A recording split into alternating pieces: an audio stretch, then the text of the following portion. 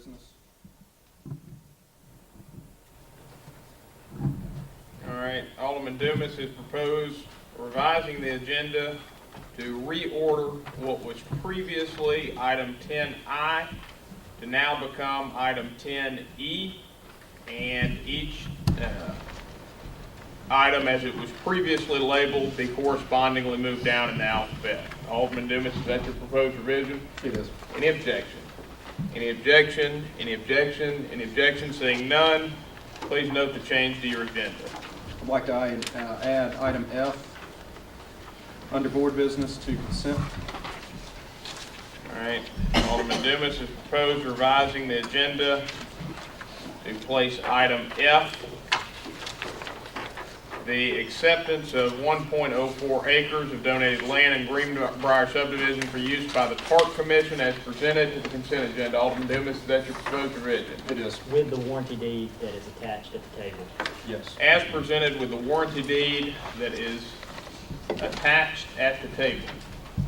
Is it attached or is it on Presented the at the table? table, on the table. Okay. With the warranty deed as presented.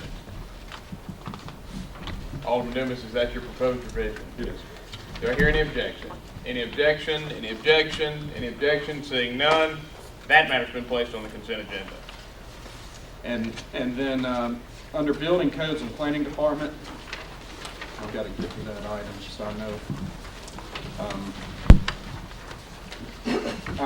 Item number 2 to consent with the stated staff recommendations in the packet.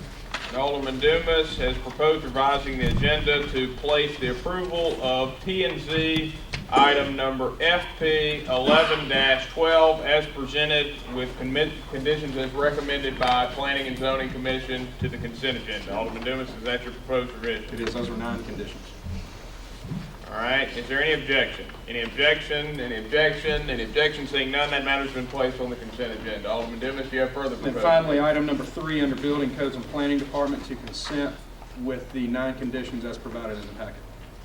All right. Alderman Dumas has proposed revising the agenda to place item 11B3, the approval of P&Z item number PP 11-02 as presented with conditions as recommended by the Planning and Zoning Commission on the consent agenda. Alderman Dumas, is that your proposed revision? It is.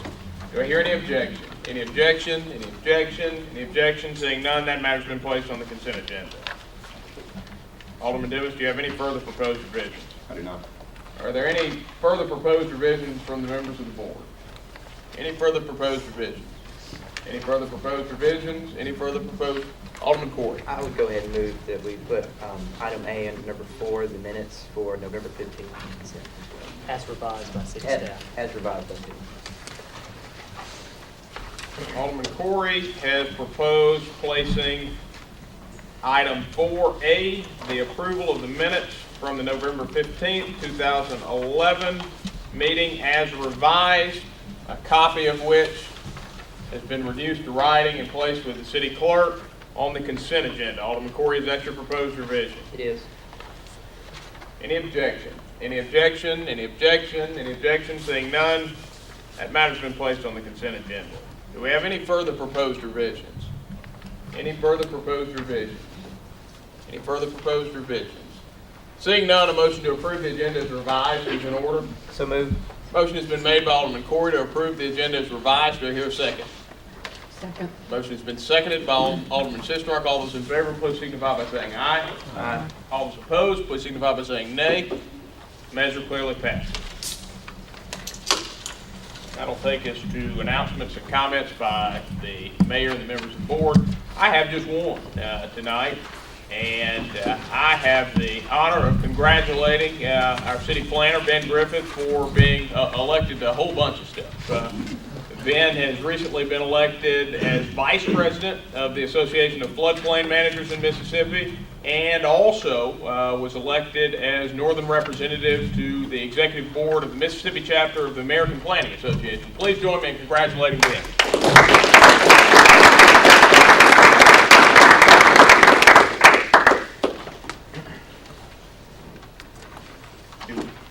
I've got a comment. Alderman Dixon. I just want to take this time, considering it's a few days before Christmas. Mr. Turner's been here since Christmas asking us about Christmas lights downtown, and we've been working on this in earnest since January, and we realized how deficient we were last Christmas, and I think we've talked about the parade already before now, but there was a letter to the editor this morning, and we're very appreciative of that and the notice of those lights downtown, and I do want to give credit where credit's due. And this is an effort of the Civic League, the the Main Street Association, and the Convention and Visitors Bureau, and most importantly, our Starkville Electric Department in helping to make these lights a reality. They were expensive in cost. It took a lot of man hours and time to do it. And Terry, we're greatly appreciative of our electric department and the work they've done with that. And I think it's much noted, and we really appreciate it. So thank you. Do we have any further comments from the members of the board? Any further comments? Alderman Vaughn. Mr. Ben Griffin, Ms. Lynn Spruill, just y'all follow, please. Sir? Y'all come follow, please. Help me out with something.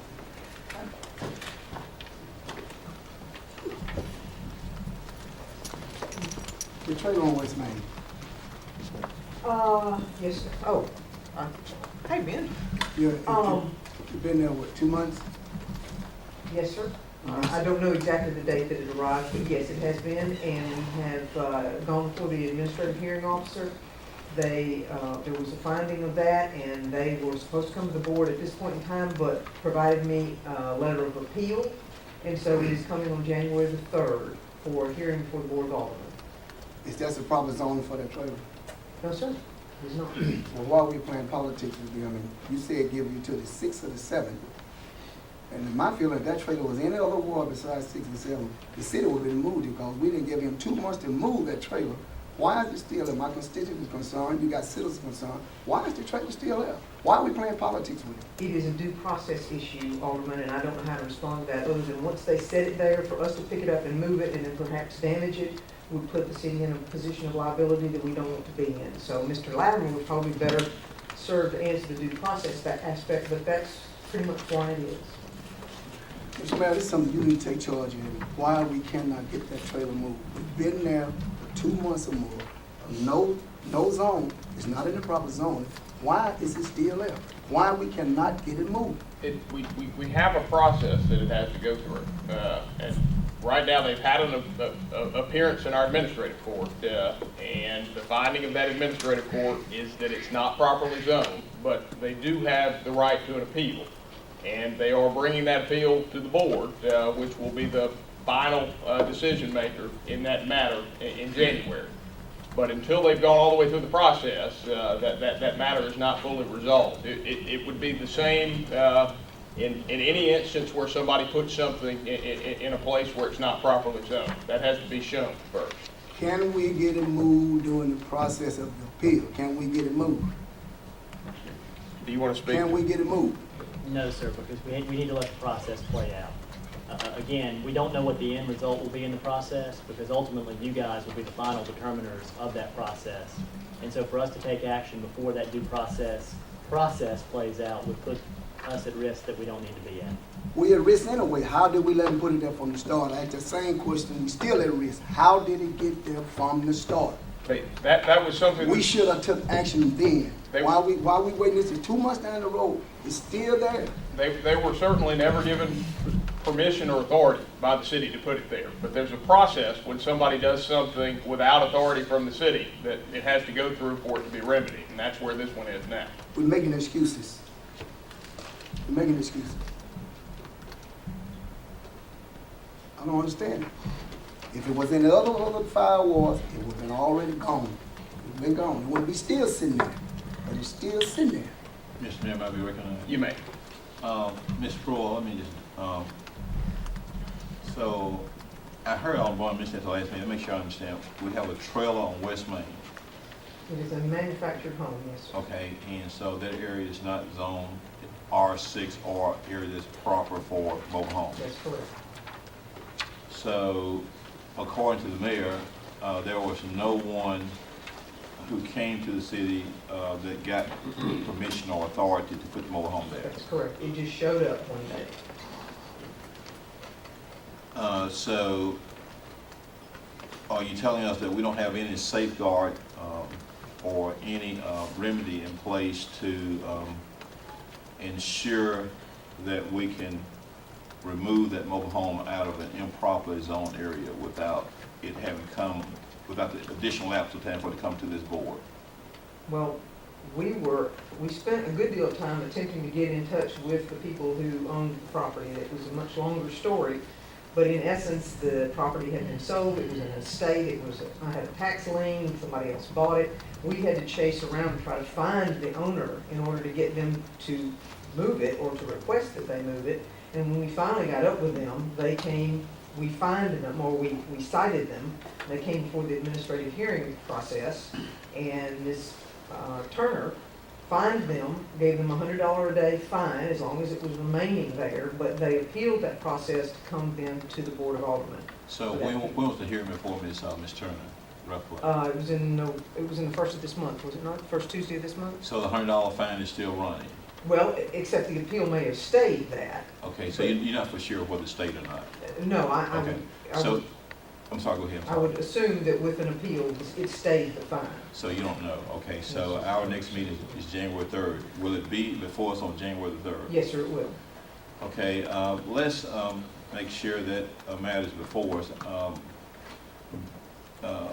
During my tenure on the board, there have been some instances, one that will always be engraved in my memory about a mobile home being in an improper area, improper location. I won't cite that for the record, but the city moved very diligently and expeditiously and with all deliberate speed and without delay.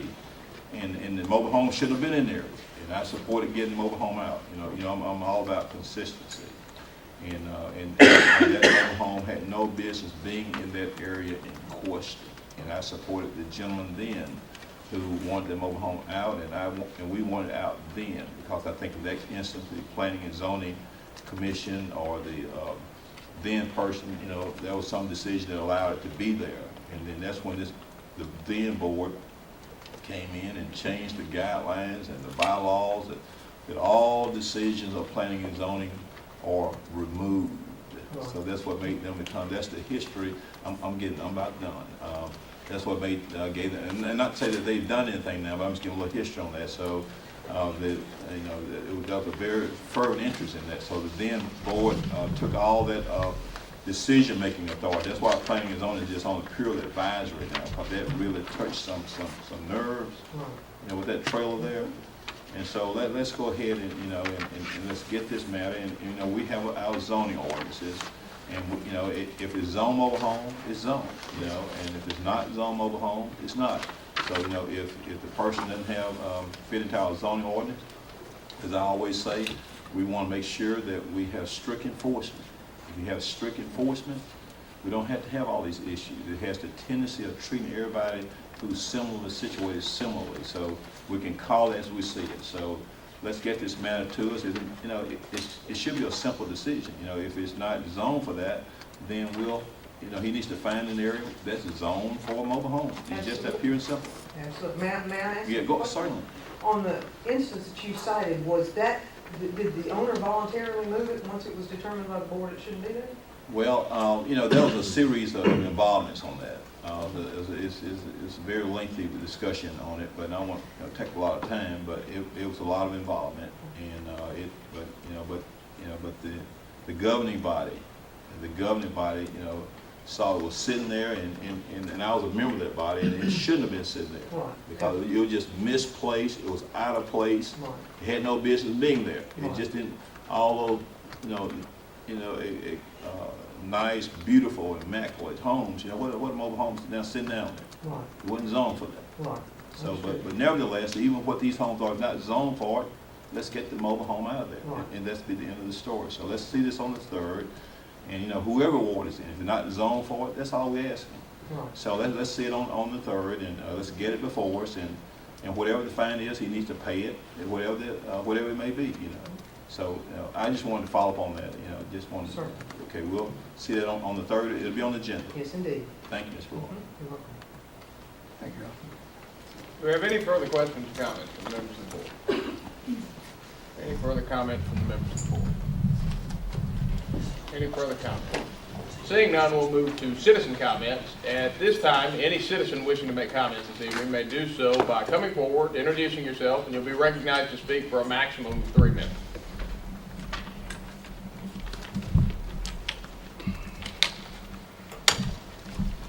Good evening to the mayor and board. My name is Alvin Town Ward 7.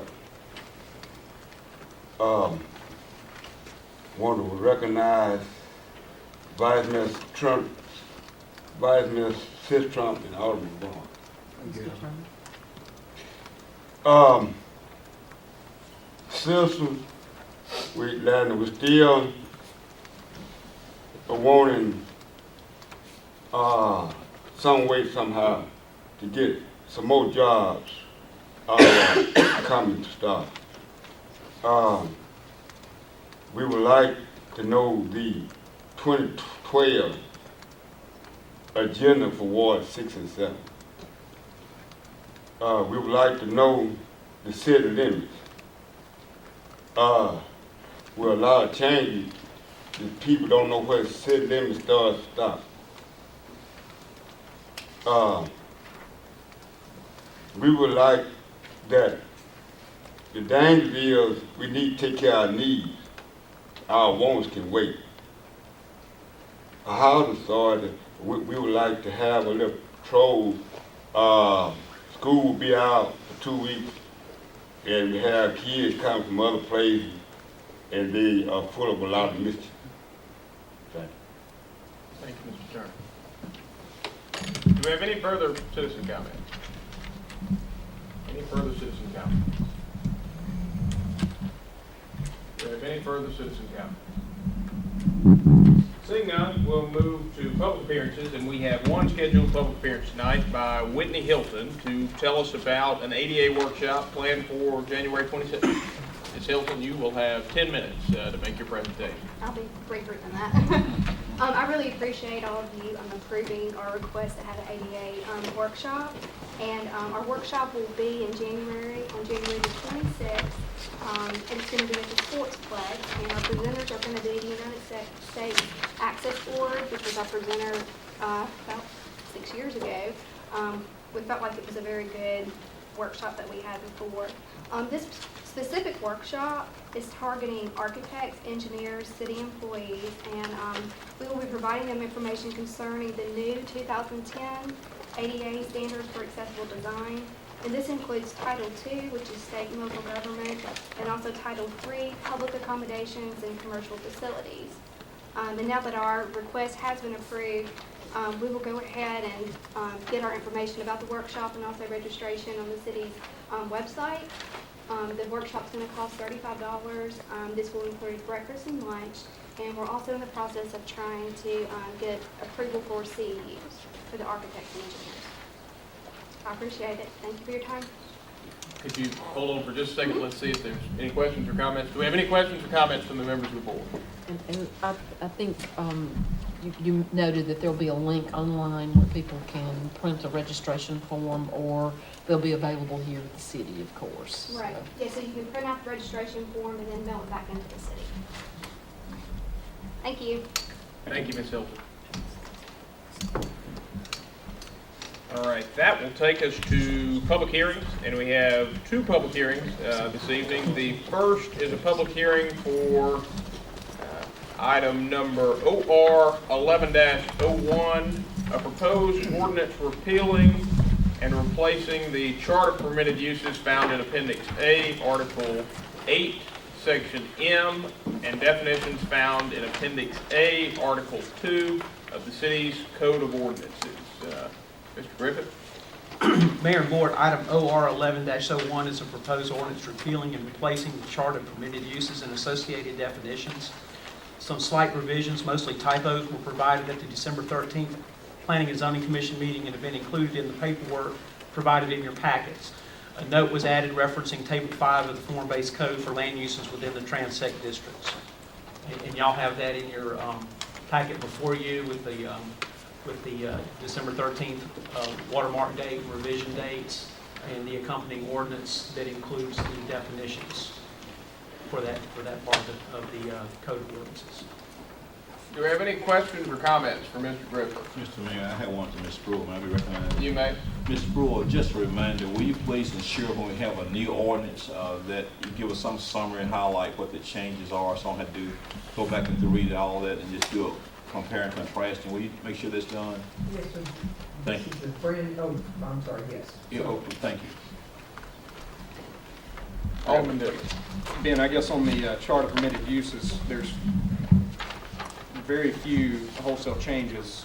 The whole idea is to simplify it so that the semantics of it versus the code. Basically, if we printed this out before, it was 11 pages. This, we've been able to consolidate it down to one 11 by 17 sheet. Basically consolidating the types of uses and defining those. The Planning and Zoning Commission wanted to provide for recreational opportunities, both passive and active recreational opportunities, and making those more easily accommodated in the different zoning districts. And I guess the only other change to really mention would be that they also wanted to preserve agricultural uses as agricultural uses. So if you look at the chart, there's very few things that are permitted by right other than farm and ag uses. The others were limited. And that would pretty much summarize the revisions. Mostly it's a consolidation effort to make it more simple.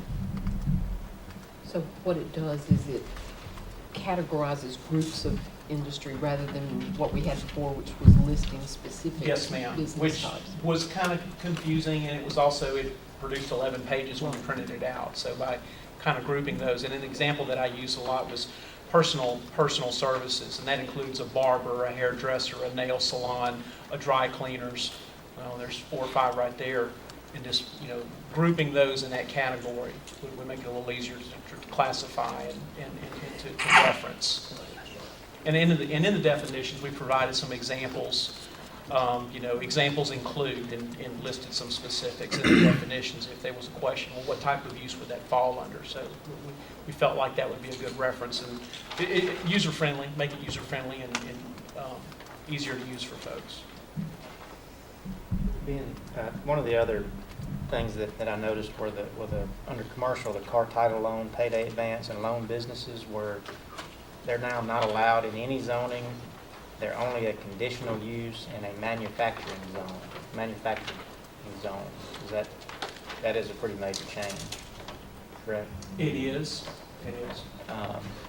My concern with that is, we have, so what we're saying is they can be located nowhere but a manufacturing zone. What happens to the existing businesses that are there now? The existing ones would be allowed to remain under the current under the current ordinance, and not talking about the moratorium that's in effect, but under the current ordinance, they would be allowed to remain. They could not enlarge, and a new business could not come in. So they couldn't sell their business, they couldn't expand their business, or even do anything that required a building permit to their building if we approved it. They could sell their business and relocate it if they chose to do that. Yes, ma'am, to a C2, but they could get a building permit to do maintenance and things of that effect. Now, if they were going to add square footage, that would be an increase in a non-conforming use. So you've got some businesses in town that may have been in one location 20 or 30 years, and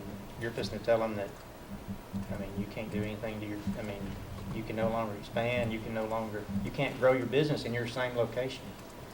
To me, that's a little restrictive, very restrictive.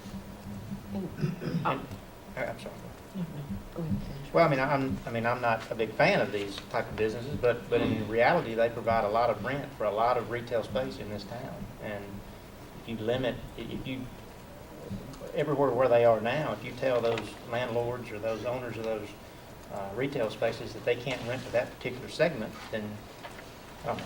I just think that's too restrictive in my opinion.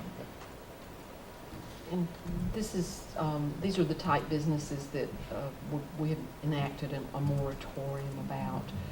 This is meant to prevent us from having to go through the process of doing what has been done with some other industries or some other businesses that the city deemed appropriate to locate in a particular area, and which they did by ordinance. This would would allow us to locate these businesses. And there are sufficient M1 areas throughout the city, from having looked at the zoning map, that there are opportunities throughout the city, including on Highway 12, for businesses to locate. True. And we're about to talk about mixed use. It's just an interesting idea of mixed use, manufacturing and a retail storefront. That doesn't go together to me. But, so we can talk about it further as we get into the public comment. Well, I guess I tend to agree with both of you. You know, when we started that moratorium, there were 22 check cashing title loan places, from Walmart to Spring Street. More than there were fast food establishments. That's right, 22 of them. And I think when you I respect those businesses that I think you're referring to there, that have been here and established and have been good business people for this town. But I think those are so rapidly forming that I think I don't know if it's in the best interest of this community to allow that to continue to multiply in the way that they have. I don't know if this is the right answer, frankly, but by all means preserve what we have. But I think there has to be some provision that does not allow us to go from 22 to 40, because I mean we exponentially grew over a period of time that was not very long. And those type businesses do tend to cluster, and that's why you see the number that you saw develop on Highway 12.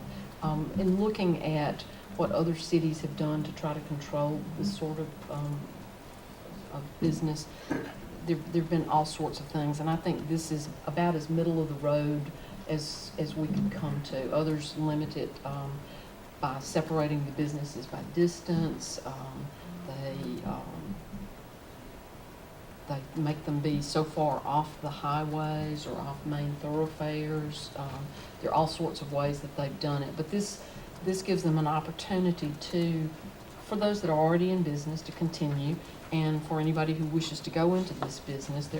There are segments across town that are in this M1 classification. And unfortunately, I mean, granted, I mean, that the market, they wouldn't have grown so fast if there wasn't an unfortunate need for their services. So, you know, that there is some cases when we should let the market provide. I mean, if there weren't a need, they wouldn't be opening businesses, and if they couldn't make money doing it, they wouldn't be opening the businesses. So, you know, the market could take care of how many we have in town. If there's too many that open, then they're going to shut down because they're not making any money. But Further questions and comments from the members of the board? Do we have any further questions and comments from the members of the board? Any further questions and comments? Seeing none, we'll move to the public comment portion of this public hearing. And in keeping with standard practice, we will hear speakers alternating for and against, and each side will be given a total of 15 minutes. Each speaker will be given a maximum of 3 minutes.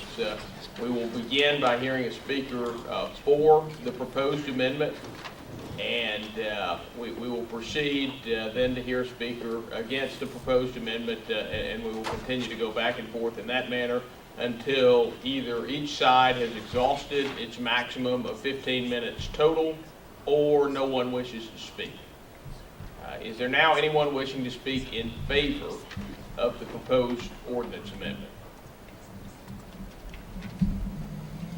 Well, actually, this is an ordinance repeal and replace. Is there anyone wishing to speak in favor of the proposed ordinance? Anyone wishing to speak in favor of the proposed ordinance? Seeing no one, is there anyone wishing to speak against the proposed ordinance?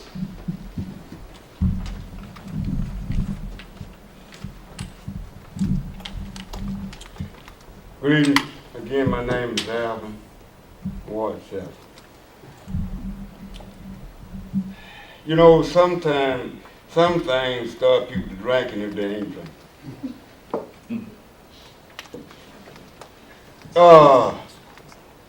We are move the you can say alcohol on Sunday pass. We We don't have but a few jobs here. If we continue, we're gonna drive them away. And then I guess we'll dry up and be just like Gunsmoke. Dawes City.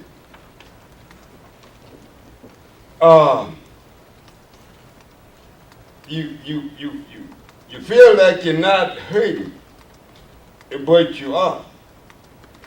And when the people pick up and leave, ain't nothing you can say. We don't have but Gulf State, BVEC, and Flex Steel. That's all. Nothing else. But if we continue to press people, people just gonna get up and leave and go to places where people appreciate. Thank you, Mr. Turner. Do we have anyone now wishing to speak in favor of the proposed ordinance? Anyone now wishing to speak in favor of the proposed ordinance? Seeing no one, do we have anyone now wishing to speak against the proposed ordinance? Is there anyone now wishing to speak against the proposed ordinance? Seeing no one, is there anyone wishing to speak for, against, or indifferent to the proposed ordinance? Is there anyone now wishing to speak for, against, or indifferent to the proposed ordinance? Seeing no one, that will conclude the public comment portion of the public hearing, and we'll now hear final comments from the members of the board. Do we have any final comments from the members of the board? Any final? Alderman Ball. I kind of agree with Mr. Turner. You keep oppressing people, keep oppressing, keep oppressing. Keep telling people what they can do with their own property, what they cannot do. They can't do nothing but pick up and leave. I mean, the city, we're not growing now. Now we're telling people, you can't do this, even though it's yours. I mean, what we're gonna do next, if we keep on making orders and stuff, I guess we had to come up and get permission to go to the bathroom the way we do up here. I mean, it's a stopping point somewhere. It don't seem like we're trying to grow. We're trying to hinder the city from growing. Everybody can't go to the bank and make a loan. Everybody cannot. They cannot go to the bank and make a loan. If all these people were in business for a reason, they will go out of business. If they didn't have no business, they would go out of business. Undoubtedly, business is going. They still in business. But we hindering the growth. We're trying to run business away instead of trying to bring business in. We're running business away. And when we run business away, we're running jobs away. We don't have no few jobs in this stuff. I don't get it from this board. I don't get it. I don't get it. I know one thing. We can keep doing all these things, but we realize one day that no weapon formed against us shall prosper. No weapon. I keep saying that up here. But we're going to understand what it means one day. We understand what it means. One day, by and by, we will understand what that means. Do we have any other final comments from the members of the board? Any other final comments from the members of the board? Any other final comments? Seeing none, we'll move to our second public hearing tonight. A public hearing for item number OR 11-02, a proposed ordinance amending the city's official zoning map and code of ordinances by adding Appendix A, Article A, zoning, Article 7, district regulations, Section T, Transect District, by means of a prepared form-based code entitled Downtown MSU Corridors Code for ideas which include portions of Mississippi Highway 182, Main Street, University Drive, Lampkin Street, and Russell Street. Mr. Griffith. Mayor and Board, item OR 11-02 is a proposed ordinance amending the city's official zoning map and establishing a form-based code for the corridors connecting Starkville to the MSU campus. For the record, I present the following specific roadway corridors.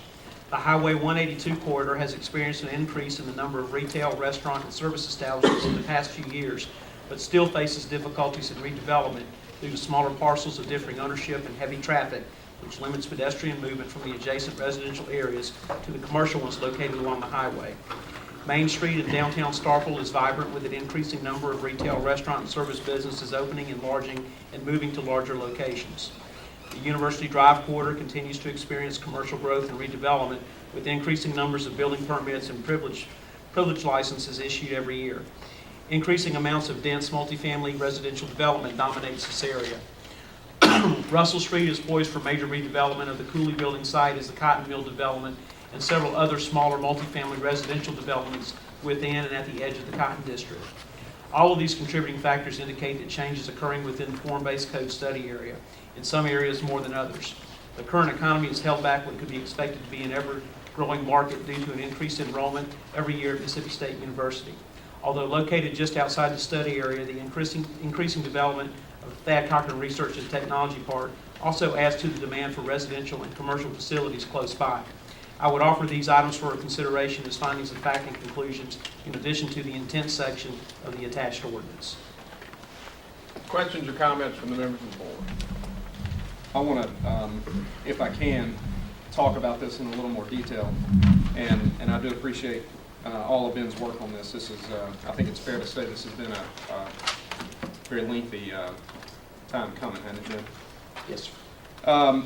I'm going to step all the way back to 2005. 2005 was when we adopted our comprehensive plan for the city of Starkville. In that comprehensive plan, there were a number of suggestions as far as ordinance changes, some that have been enacted, some that have not. There was a good bit of detail paid to the downtown area, to the Russell Street area, to the University Street area, and primarily to 182. And I think we could probably argue that since 2005, not much has happened in those areas in the way that we would like to see it happen. There's been some good things happen, obviously. We've seen some good growth downtown. And I think when you start looking at it, and as we met as the Comprehensive Planning Committee and began to look at the details associated with that, it became abundantly clear that our systems and that our current codes are really a hindrance to the type of growth and development that we would like to see in these areas. In order to do mixed uses, in order to do dense development, in order to do uniform development that we see, it's very difficult when you look at it from a C2 standpoint, which these areas are dominated by. You typically have a 25-foot setback, you have parking in the front, you have no context and uniformity with the architecture frontages. There are a lot of issues there.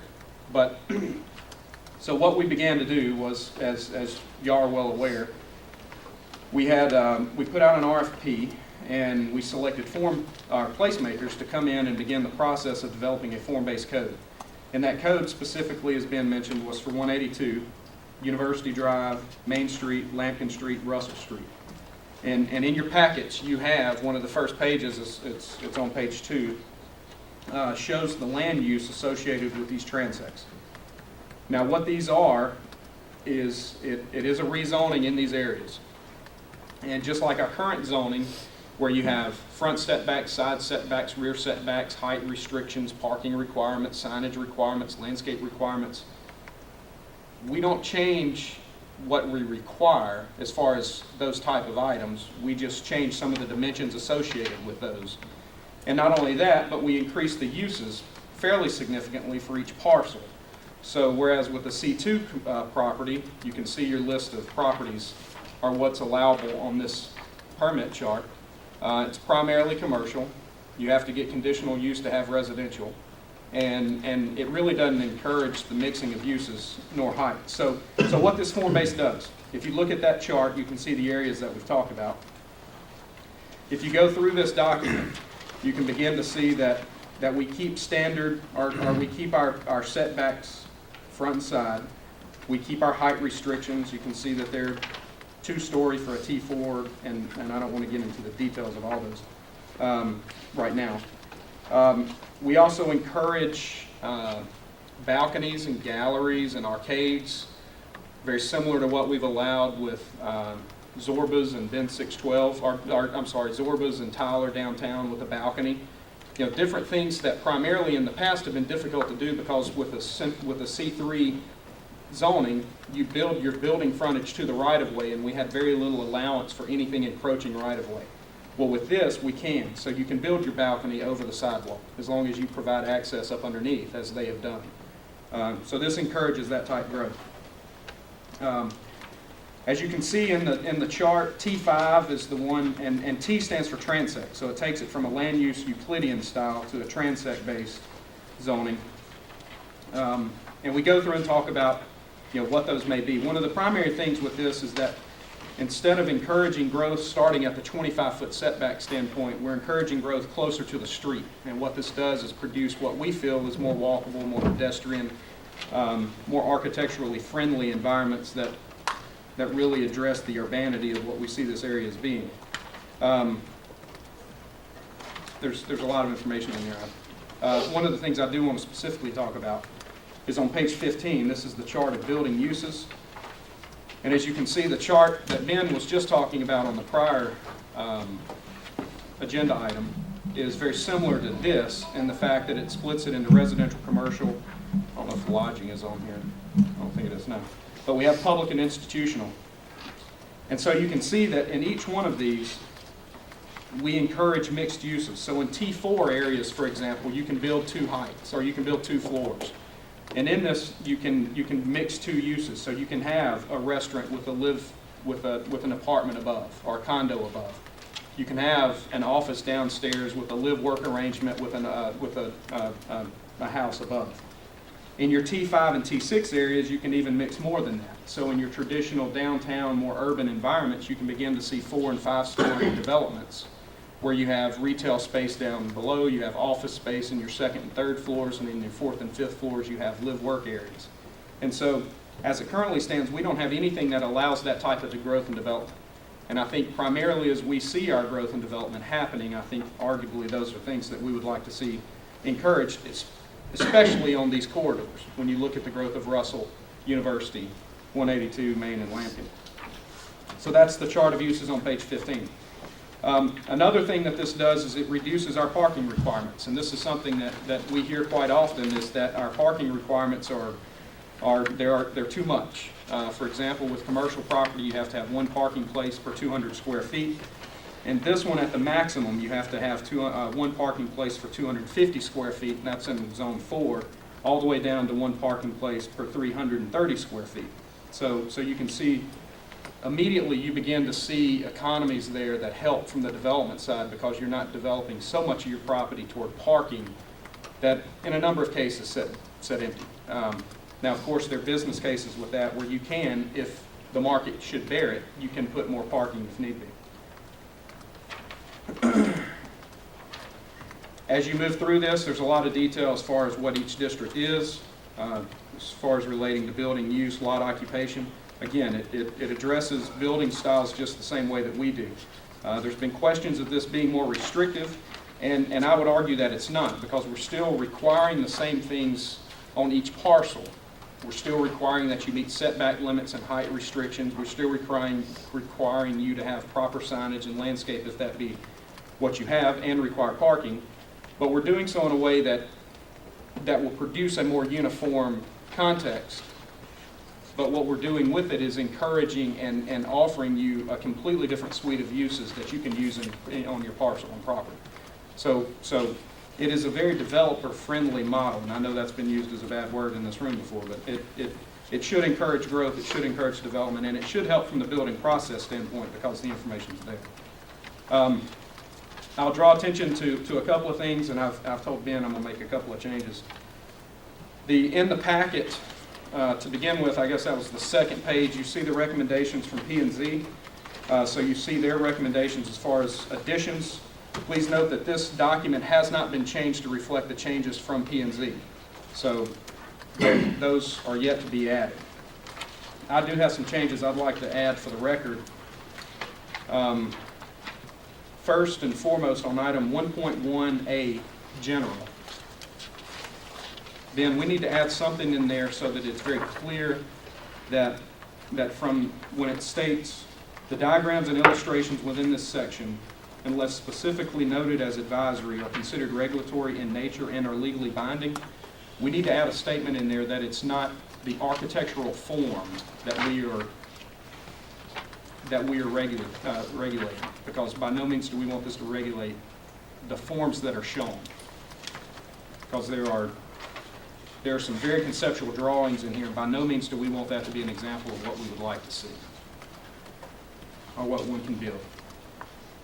And that's on page 3, 1.1a.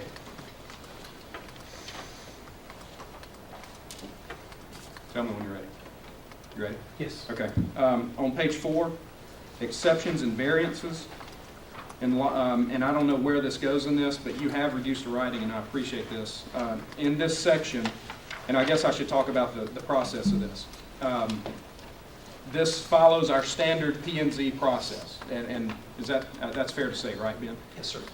What you see in the land use chart is that in here they're referred to as by right and by exception, and I would say that's we have by right and we say conditional use in our other land use chart. So by exception is very much like conditional use. If a project were to come through in their T-zone that meets all the regulations set forth in this project, they come through, they apply to the building department, DRC meets with them, and then if they meet everything, they're granted their building permit on the spot. If they are in a T-zone and need need to go up or have something by exception, then they go through the standard Planning and Zoning Board of Alderman process as we do now with conditional use. And in the event that they're in a T4 zone and want to move to a T6 or want to move from transect zones like we do now, and that would be very similar to a zoning change, that would follow the same process that we currently have. P&Z Board of Alderman. That's all set forth on page 4. And likewise, if you're in your standard zoning and you would like to have a dimensional variance, moving a parking lot, changing your setback, things that are not conditional use nor zoning related, then that tracks through the Board of Adjustment and Appeals process, just like we do now. All that's set forth in page 4. What's not included in that is what we currently have in our zoning regulations talking about notifications of exceptions and conditional uses or variances in this standpoint. So I have reduced to writing something I'm going to hand you, and Ben, you've seen that, so you know how to add that in the way of public notice with our standard process now from a zoning change. So that's to be added on page 4. Ben, I think the next changes I have on the land use chart. And bear with me if I put any of these that are redundant to P&Z. But the first is on residential, where it says dwelling 3 and 4 family. In T4, I would like that be exception, by exception only.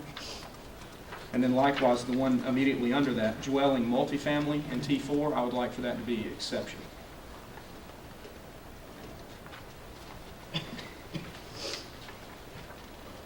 Now, I believe let me cross-check here. Good there, good there. All right, parking lot and garage. This is on page 15. I would like T5 under parking lot to be exception.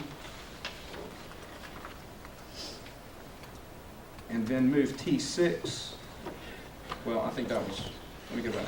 I think T6 is shown by exception from P&Z, correct? Yeah. We show by right in the code and P&Z. Yeah, P&Z suggestion. So keep that as P&Z suggestion. But I would like to add T5 as by exception. And leave T6 as P&Z added? Or As P&Z added, yeah. And yeah, leave all of P&Z changes the way they've suggested. Got it. Let me see that. There are changes on bed and breakfast and boarding and rooming house. Those were changed in P&Z, correct? Yes, sir. Okay, and then hotel. Was added by exception. By exception in T5. Okay, Yes, all right. Child care. I'd like to remove child care by right. No, I'd like to remove child care in T4, both by right and by exception. But I would like to add it in T6 by right, and then add it in T5 by right. Both of those are by exception. There is none in T6. Yeah, I'd like to add it by right. And then I think the rest of those, the ones on manufacturing and industrial, those will change to P and Z, correct? Yes, sir. And then the ones with places of worship and funeral home, those will change Yes, sir. as conditional. Okay. All right. Now, the last thing on page 16, and this goes also back to the land use chart on page 2. I would like to add what I'll call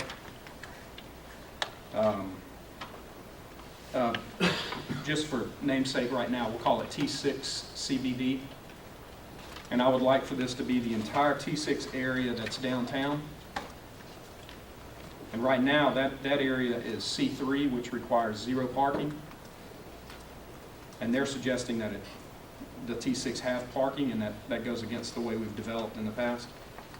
I'd like for that entire nugget of T6 downtown to be the T6 CBD, for it to reflect all the T6 requirements except with 0 parking requirements like our C3 zoning there now.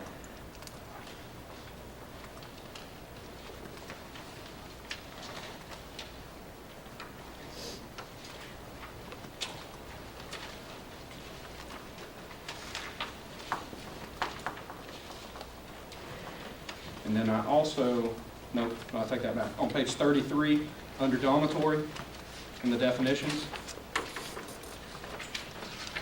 I'd like to strike only between houses and persons.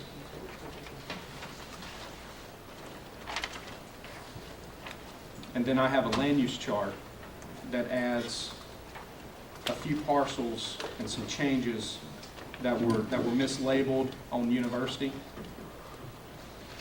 that I've reduced here, and I'll just give this to the city clerk so that you can have it in suggestions as far as changes in land use.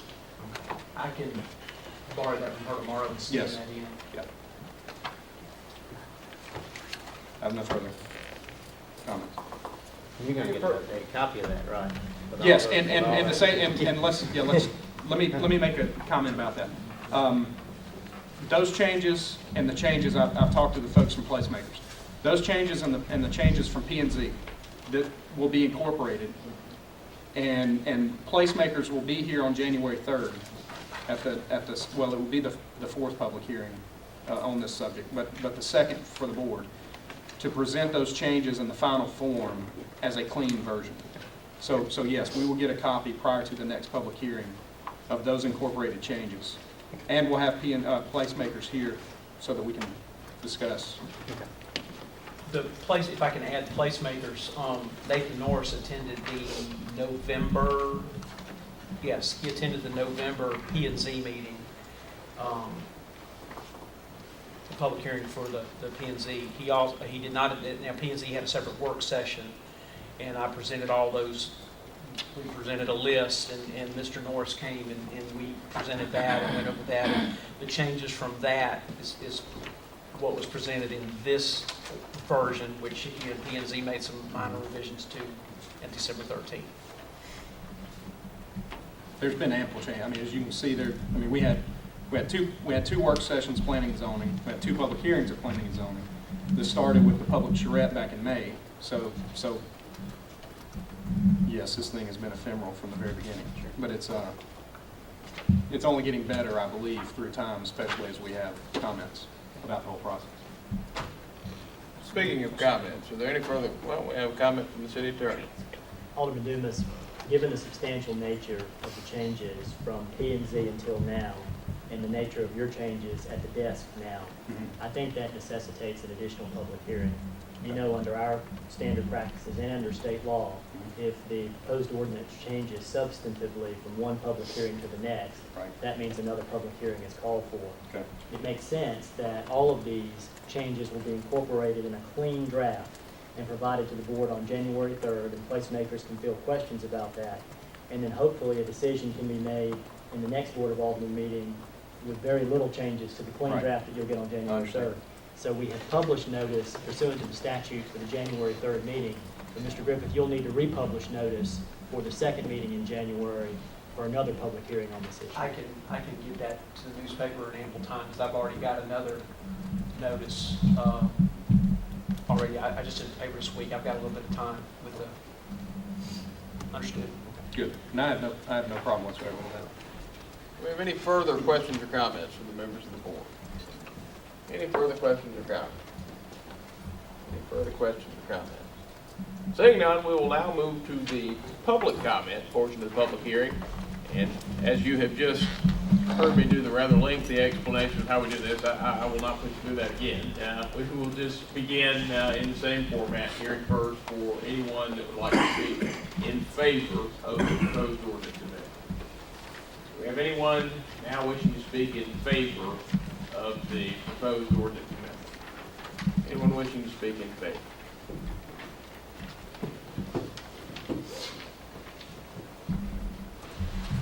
I'm Jeremy Tabor, President Tabor Construction Development here in Starkville. I've been privy to be on a lot of the planning committees over the last 2 years that a lot of aldermen have been on to.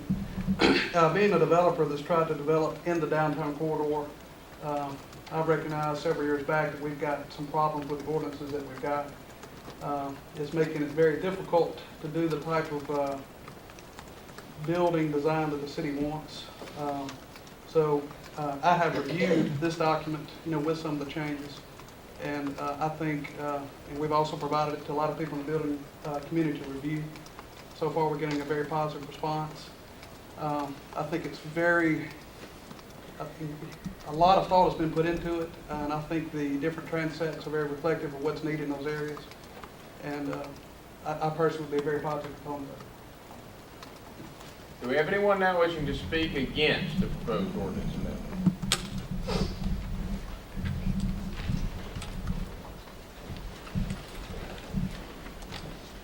Getting to the main board. I'm 52 years old, and I think that at the beginning of this term, you take an oath to do the best you can for the city of Starkville. And if you get to the point of where you can't, that you will kindly step down. I think that's right, but then I could be wrong for a time catching up with it. We need to stop hurting ourselves. We might not mean no harm, but it might look business-like to you, but everybody's not on the same page. Letting we have a lot of people don't get a paper.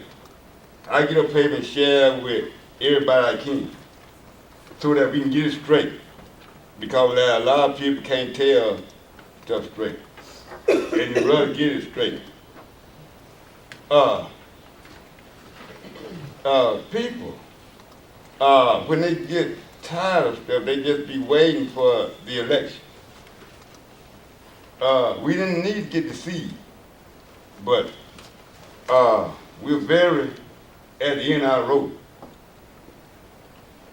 Thank you. Do we have anyone now wishing to speak in favor of the proposed ordinance amendment? Anyone now wishing to speak in favor? Is there anyone now wishing to speak against the proposed ordinance amendment? Anyone wishing to speak against the proposed ordinance amendment? Is there anyone now wishing to speak for, against, or indifferent to the proposed ordinance amendment? That's my category. I'm Mark Guyton. I live in Ward 3, work in Ward 4. I'm concerned with the notice that this ordinance has given out. I was very glad to hear Alderman Dumas use the word rezoning tonight. That's actually only the second time I've heard the word rezoning applied to this. I'm hoping tomorrow's Starkville Daily News will have rezoning real big in it, because the landowners need to realize this is a wholesale rezoning of some large sections of town, the majority of the downtown area. Usually when we rezone a property, the landowners are party to it and know that it's going on. The affected landowners within a certain distance actually receive certified letters. We usually put a sign out saying it's being rezoned. None of that's happened in this case. The papers have talked about form-based codes, transect districts. I've read all 39 pages of this ordinance. Had to study and actually learn some new words that I had no idea what were in the past. But it is rezoning, and it's a large rezoning. I'm not necessarily for or against it, but as a landowner in town, if it's affecting my property, I think I should be well notified. We have lots of landowners in these areas that don't live in Starkville, don't read the Starkville Daily News. Whereas right now, that's the only notifications that have gone out is these ads about form-based codes and transect districts. The landowners need to be notified well in advance of these public hearings that we are talking about rezoning their properties, changing what they can and can't do with their properties. I've called 3 or 4 friends of mine that own property in the affected districts. Not a one of them actually understood that their properties were fixing to be rezoned. They were under the impression that this is like a PUD, it was something that we could opt into or opt out of. They didn't realize this is rezoning. After Alderman Dumas's comments tonight, it shows very well this needs to go back to P&Z. We need some well-informed public hearings on it where the landowners know what's happening. A letter out to all the landowners is maybe not legally required, but it's morally required to let them know that what we're talking about doing with their property. Anyone, got to get to the public comment session. Anyone now wishing to speak for, against, or indifferent to the proposed ordinance amendment? Anyone now wishing to speak on the proposed ordinance amendment? Anyone wishing to speak? Seeing no one, that will conclude the public comment portion of the public hearing. And Alderman Dumas, I believe you had a comment. Well, I just want to talk to Mr. Guyton's points. I've had several of those conversations with landowners about that very reason, about that very thing, and I do hear exactly what you're saying. Unfortunately, well, and maybe it's not unfortunately, that's the wrong word. And Chris, I'm gonna have to rely on you a little bit here.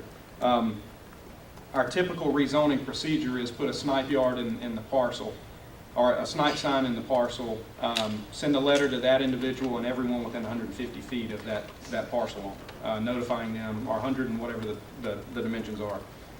There are literally 200-300 parcels in this property, in this transect.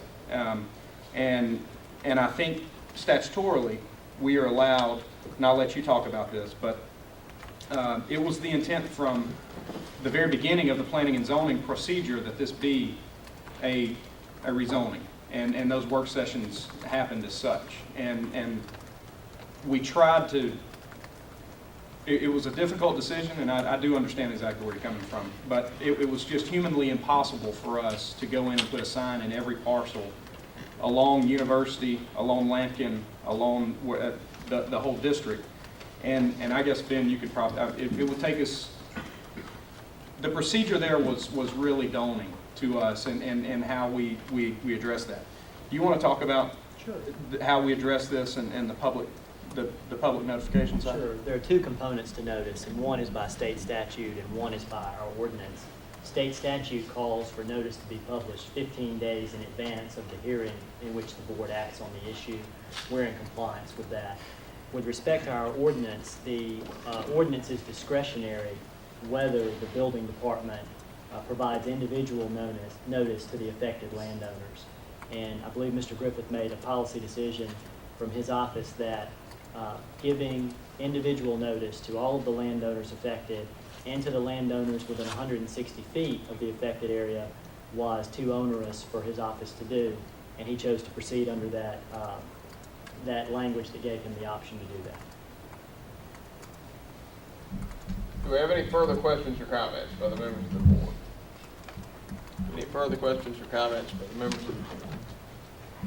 Any further questions or comments? Seeing none, that will conclude the first public hearing on item number OR 11-02. And that will carry us to mayor's business. And I have 3 items on the agenda tonight. The first is the sole response that we received to our request for proposals for a consultant to help us with the development of a redevelopment authority. It is a very good proposal, in my opinion, and the good news is, based on the cost estimates he has given us, I think it will come in probably under the budget of $20,000 we set for these professional services in our annual budget. So I am asking that you approve Arnett Moltro and Associates as a consultant to help us develop a redevelopment authority. Discussion. Alderman Dixon. This is a budgeted item.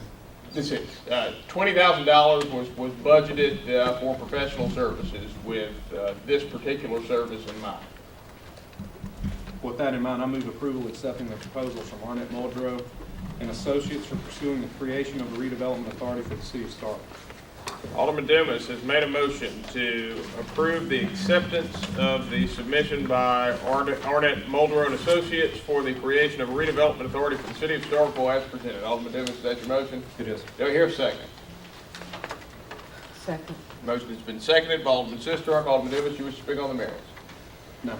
Any discussion? Any discussion? Any discussion? I mean, I saw the rates, but was there an estimate? He did not give a total estimate. He gave his rates, and he estimated the number of trips and the number of hours in meetings. I did a rough calculation of that, and it's without task 5 that he shows as to be determined, which is ongoing support, and his total comes out with travel at $14,620. Yeah, that's on, well, he doesn't have page numbers. It's on the page that begins at the top, task 5. It's in the top left-hand corner. Further discussion. Do we have any further discussion? Any further discussion? Any further discussion? Any further discussion? Seeing none, all those in favor, please signify by saying aye. Aye. All those opposed, please signify by saying nay. Nay. By a vote of 4 in favor with 2 against, this measure passes. The next matter on the agenda is a discussion and consideration of winter retreat dates. And I've got 2 potential weekends to pick from. And that is based on the 2 consultants that we've worked in the past availability. The format that I'm looking at for this year is Phil Hardwick will come in on Friday of our retreat and do our Friday afternoon session that we've had. And the good news is, since the first year, when it took us 2 years to develop the strategic plan, we've really shortened that exercise to where I think we can comfortably fit that into an afternoon. So Phil is going to guide us through the review and revision of our strategic plan. And then on Saturday, Demery Grubbs has asked for a long work session to discuss the next phase in the capital improvement plan. So the format that I'd like for us to use this year is a discussion of the strategic plan on Friday and discussion of the capital improvement plan on Saturday. The 2 weekends that both of those individuals are available in January are January the 19th and the 20th, or excuse me, January 23rd? No, yeah. All right. It's January the 13th and the 14th, and January the 20th and the 21st. Do y'all have a preference? Does anybody have a date they absolutely cannot make it in there? That might be an easy way to... Mr. Mayor, may I be recognized? You may. Why do we need an outsider to come in and tell us about capital improvements? We had a plan in place before this term started, and we know what our capital improvements are. The question is where we're going to get the money from. And I'm just asking the question, why do we need an outsider to come in and tell us what our capital improvement needs are? That's what I'm interested in. Well, one thing Because that at the end of the day, it's going to all boil down to green stamp. Yeah, I think you're exactly right on the account that finding funding for capital projects is absolutely the most difficult part of the exercise. Now, one thing that we've never had before is we've never had a comprehensive capital improvement plan.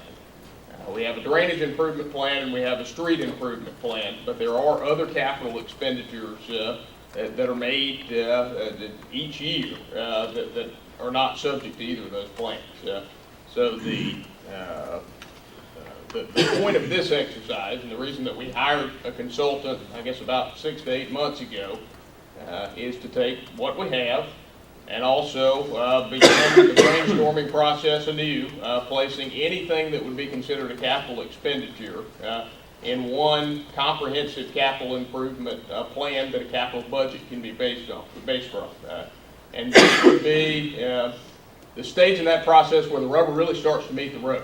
What he's going to have for you at that meeting is he's going to have your second set of aggregated numbers based on the scorings that you've given all the projects that you previously identified.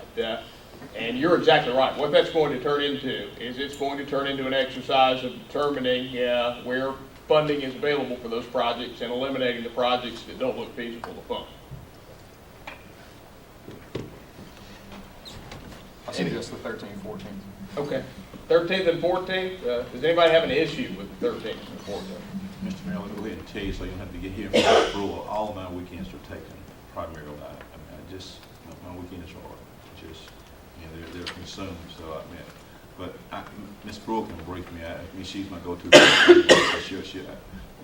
think my information from her would be just as valuable as my attendance.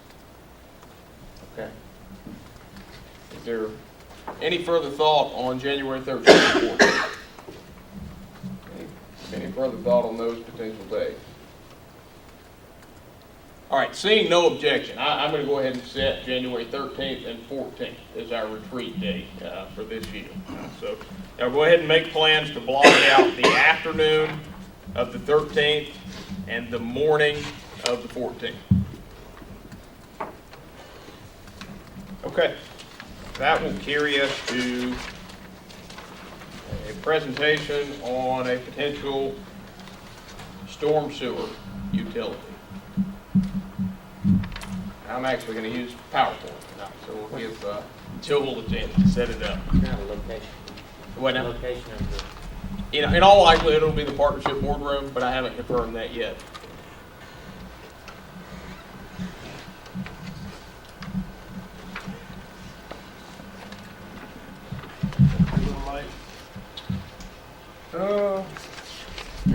No, I think we can work it out. Okay, are we ready? Yes, sir. You got the clicker. Yeah, I've got the clicker. I think it's become painfully obvious over the past year that the current program we have for repair and maintenance of our storm sewer issues is not on a sustainable course. And most recently, when we heard reports from the city engineer of escalating costs related to two major storm sewer projects, I told this board that I did not think our current program is on a sustainable course, as the revenue projections we have over the next 10 years are starting to fall woefully short of the projected expenses that we have for our storm sewer program. So what I told the board at that time is I was going to spare no effort in trying to determine a way for us to put our storm sewer repair and maintenance issues on a sustainable path. And I have spent a great deal of time wrapping my head around the issues that define our storm sewer system, and also figuring out what options we have at our disposal. And I have concluded that one of the most intriguing options is the creation of the storm sewer utility. And I think it's important to note at the outset of this that we are certainly experiencing a trend of very positive growth in this community. It's been noted since the 2010 census that we are one of the fastest growing cities in the state of Mississippi, and that's a wonderful thing. That's something we certainly should rightly celebrate as a community, but it should not be lost that storm sewer issues are directly related to the development over time you see in the community. And I've got a graphic that offers a broad view of how that's the case.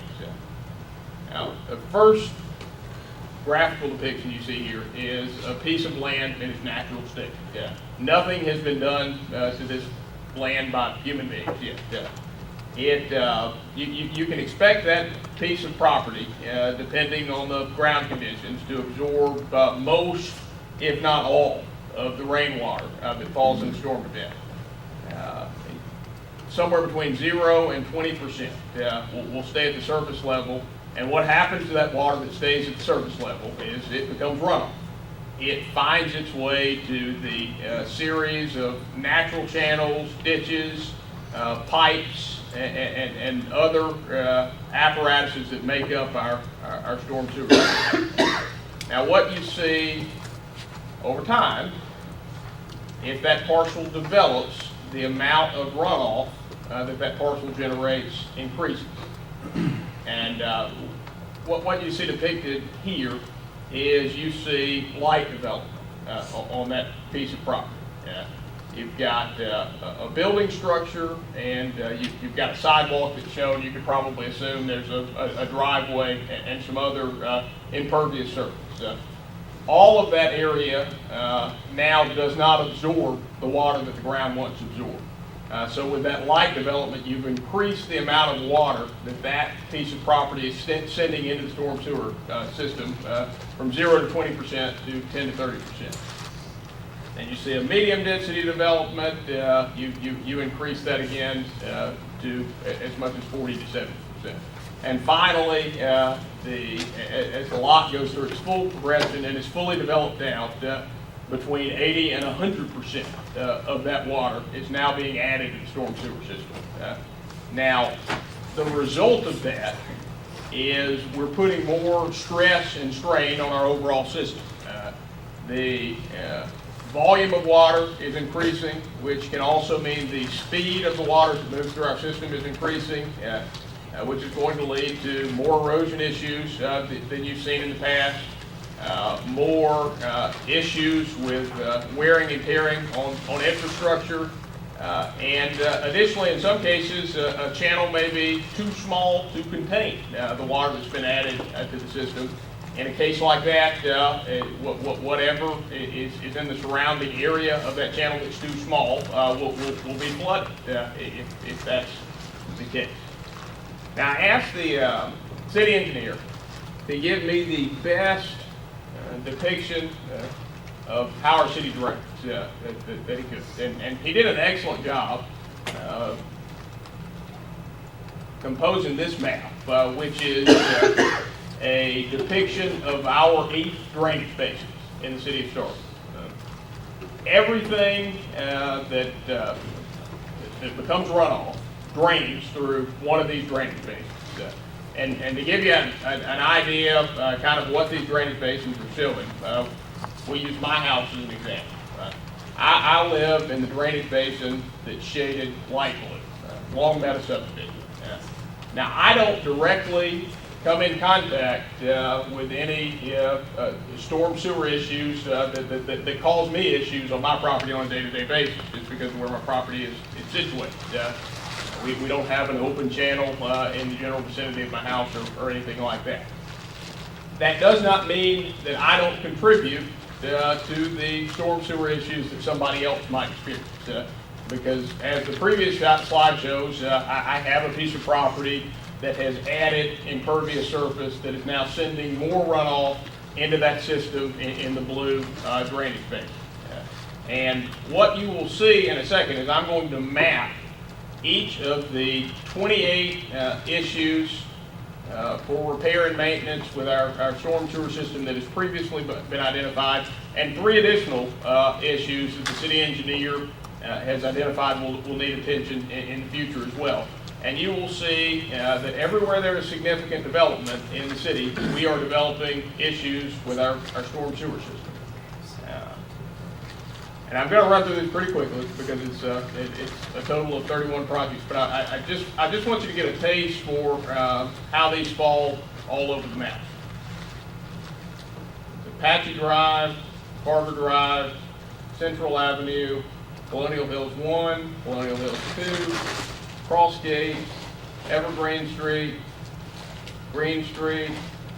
Greenbrier, Hillside Drive, Hollis 1, Hollis 2, Hollis 3, Hollis 4, Maple Drive, North Montgomery, Tiball Gardens, Old West Point Road, Plantation Homes, Pleasant Acres, South Montgomery, Santa Anita, the Sportsplex, Stonegate, Timber Cove, West Main, Yellow Jacket, North Side, and that rounds out the 28 projects that the board has currently identified and made a commitment to do repairs and maintenance on our storm sewer system.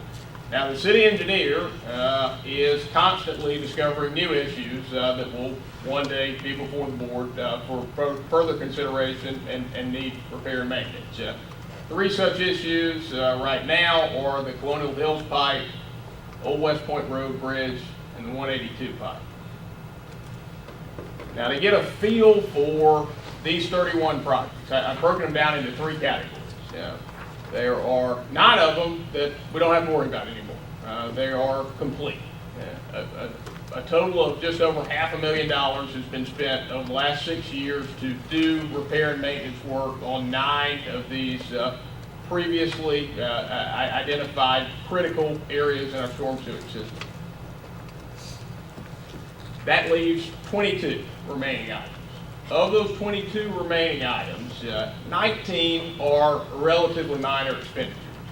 I say relatively minor expenditures. I'll define that as they'll cost $250,000 or less. These items range from some as low as $1,000 to $5,000 to some between $100,000 and $250,000. The total estimated cost of those 19 drainage projects is $1 million. Now, that leaves the final 3 projects, which I characterize as the 3 major projects. And that's because these 3 major projects are all high expenditure projects. And 2 of these projects you are very well familiar with. One you are not as familiar with, but will become more familiar with in the future because it is a growing issue. The first project is Carver Drive. This is the last stage of a piping project that began a number of years ago in J.L. King Park. We recently received study results from an engineering consultant that told us currently that system is under capacity and would be a flood risk in a 100-year storm event. So the work remaining on that project is to improve the capacity so that it could actually carry the water that would come in a 100-year storm event and complete the installation of an 850-foot pipe system. The initial cost estimate of that project is $790,000. Maple Drive is another project you're very well familiar with. Heard an update also from that same engineering study last month about Maple Drive. It is currently under capacity for a 25-year storm event, and as evidence of that, we have homes on Maple Drive that have a history of flooding. The planned improvements for the Maple Drive sewage system is a capacity improvement that would allow the existing system to accommodate a 100-year storm event. And the initial cost estimate of that project is $562,000. Now, the major project that you know less about is a newer issue. This is something that the city engineer brought to my attention last spring. There is a pipe abutting Colonial Hill subdivision and Timber Cove subdivision that the city installed sometime in the 1990s.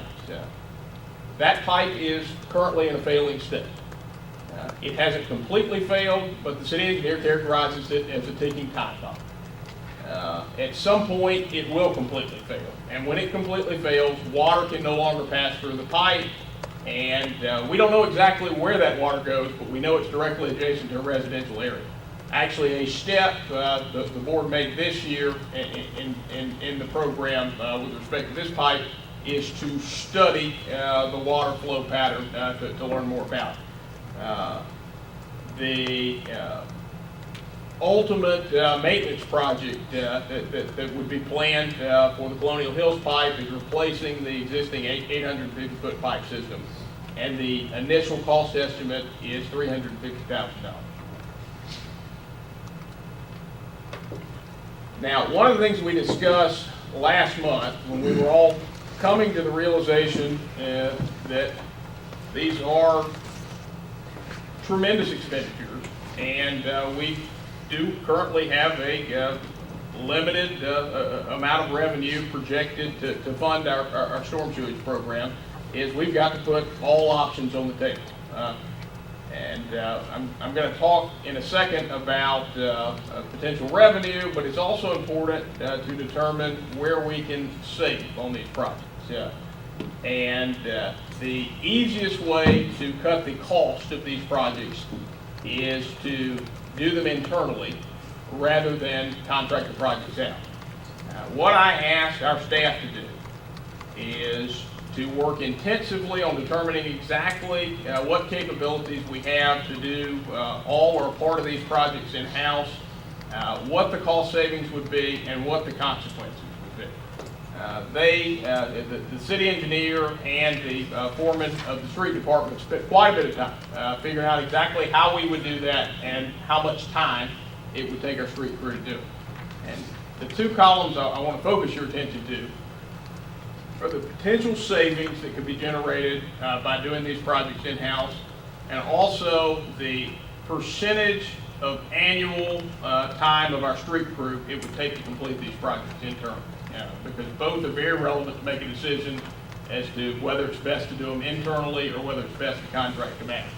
And in each of these, in the case of each of these projects, you'll see that there are significant savings to be had. In the case of Carver Drive, the department estimates that we could save up to $123,000. The estimate for Colonial Hills is $38,000, and Maple Drive is $132,000. But also, in the case of each of these projects, there is a significant amount of time that has to be invested by the street crew to do these projects. Now, the street crew ultimately does some of the work on our storm sewer system, but also does a great deal of work on our roads. So it's important to consider the amount of time taken away from focusing on the roads. And you see in the case of Carter Drive, the city engineer estimates that it would take approximately 40% of an entire year's worth of available work hours from the street crew. In the case of Colonial Hills, it would be 20%, and Maple Drive, it would be 13%. These will all be critical decisions to be made as we determine how we move forward and how we save costs and what's the best fit for advancing these projects. There is one that I think is a no-brainer that it makes a lot of sense to do internally, and that is the Maple Drive project. And that is simply because the cost savings of doing this internally generate are quite large, $132,000, and the amount of time that it would take the street department personnel to complete it is a fairly manageable 13%. Now, this is the big problem. Right now, where our program is, we are projecting $1.39 million in revenue over the next 10 years. Of the repair and maintenance projects to our storm sewer system that we have currently identified, we expect costs ranging from $2.4 to $2.7 million. What that means is if we do nothing with the current program, then in the year 2022, if all of the money we have projected to fund drainage improvements is indeed funded, we would still be at least $1 million behind. There would be $1 million worth of projects on that list that would be unfunded in the year 2022. Now, in my opinion, that is simply not a sustainable course. So, over the last month, I have done a fair amount of research in how other communities were combating this issue. And also harken back to a visit we had from a consultant from North Carolina last year that talked about storm water utility programs.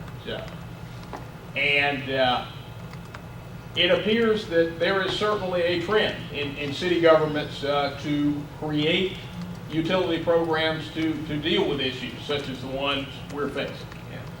And that leads me to the best proposal that I can come up with that puts us on a sustainable path to actually complete the program that we have right now.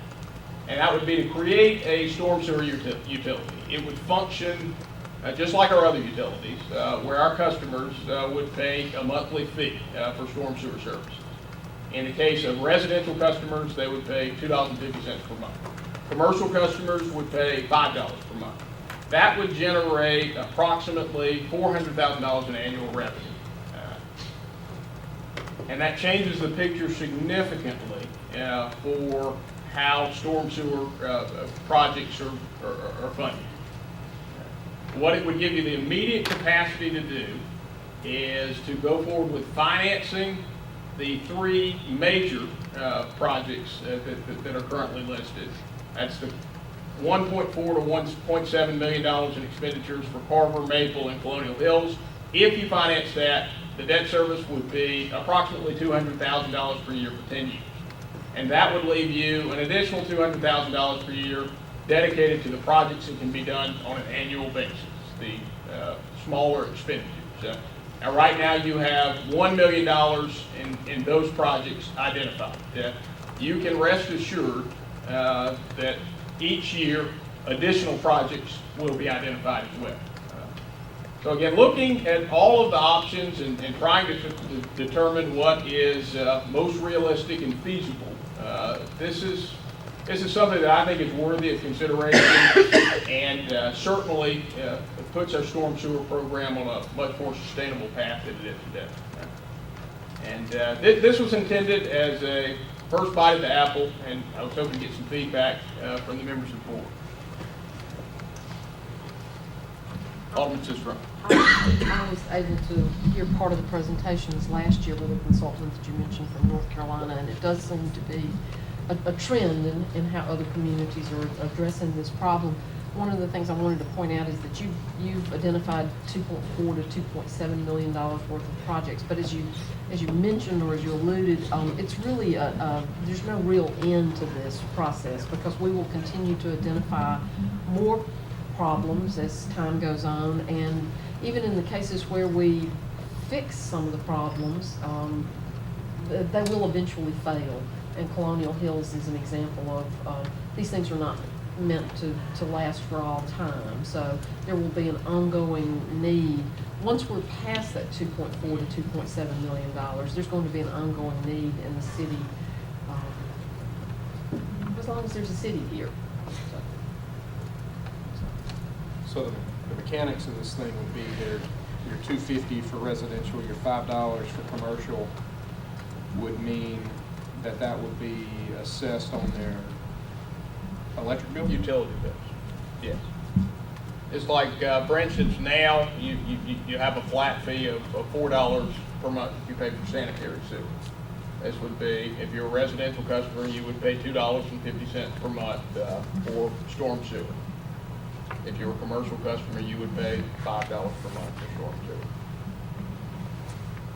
And this is something for us to think about as we go into that capital improvement. Yeah, I think, as Alderman Perkins alluded to a moment ago, one of the things that we're rapidly approaching in the discussion of capital improvements is determining how you fund the improvements you've identified. And this is something, as you look not only at the shortfall with this program, but as you also put it in context with other capital needs, such as your long-term plans with streets. This is a proposal to consider that could put the storm sewer program on a sustainable path. Alderman Corey.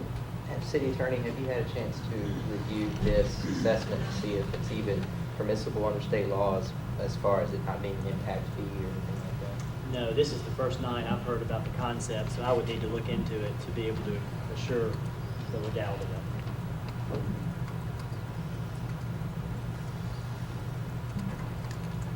Any further questions or comments from the members of the board? Well, I appreciate you having an idea of how to solve a very difficult problem, and it is a difficult problem, and I think you made it as simple as possible for us to try to grasp how each of us contributes to this problem. Well, I have to make it simple for me to grasp too. That's as far as I ever went with survey of earth sciences. So. Okay. Any further questions or comments? All right. Seeing none, thank y'all. All right. Now that carries us to board business. Could we take a break, just a short break? Yeah, without objection, we'll move into brief recess. Any objection? Any objection? Seeing none, move into brief recess. Meeting will now come back to order. Back to it. Thank you. The first matter that you have before you is the consideration of approving an extension to the moratorium on payday loan businesses. Discussion. Alderman Sistrunk. I move that we extend the moratorium on the payday loan business until March 31st, 2012, or until the effective date of the approval of the land use document. And that strictly gives us a chance to continue what we have until a final decision is made about land use. We've had some discussion tonight. Alderman Sistrunk has made a motion to approve an extension to the moratorium on the payday loan business until March 31st, 2012, or until the effective date of the approval of the land use document. Alderman Sistrunk, is that your motion? It is. Do I hear a second? Second. Motion has been seconded by Alderman Corey. Alderman Sistrunk, do you wish to speak on the merits? No.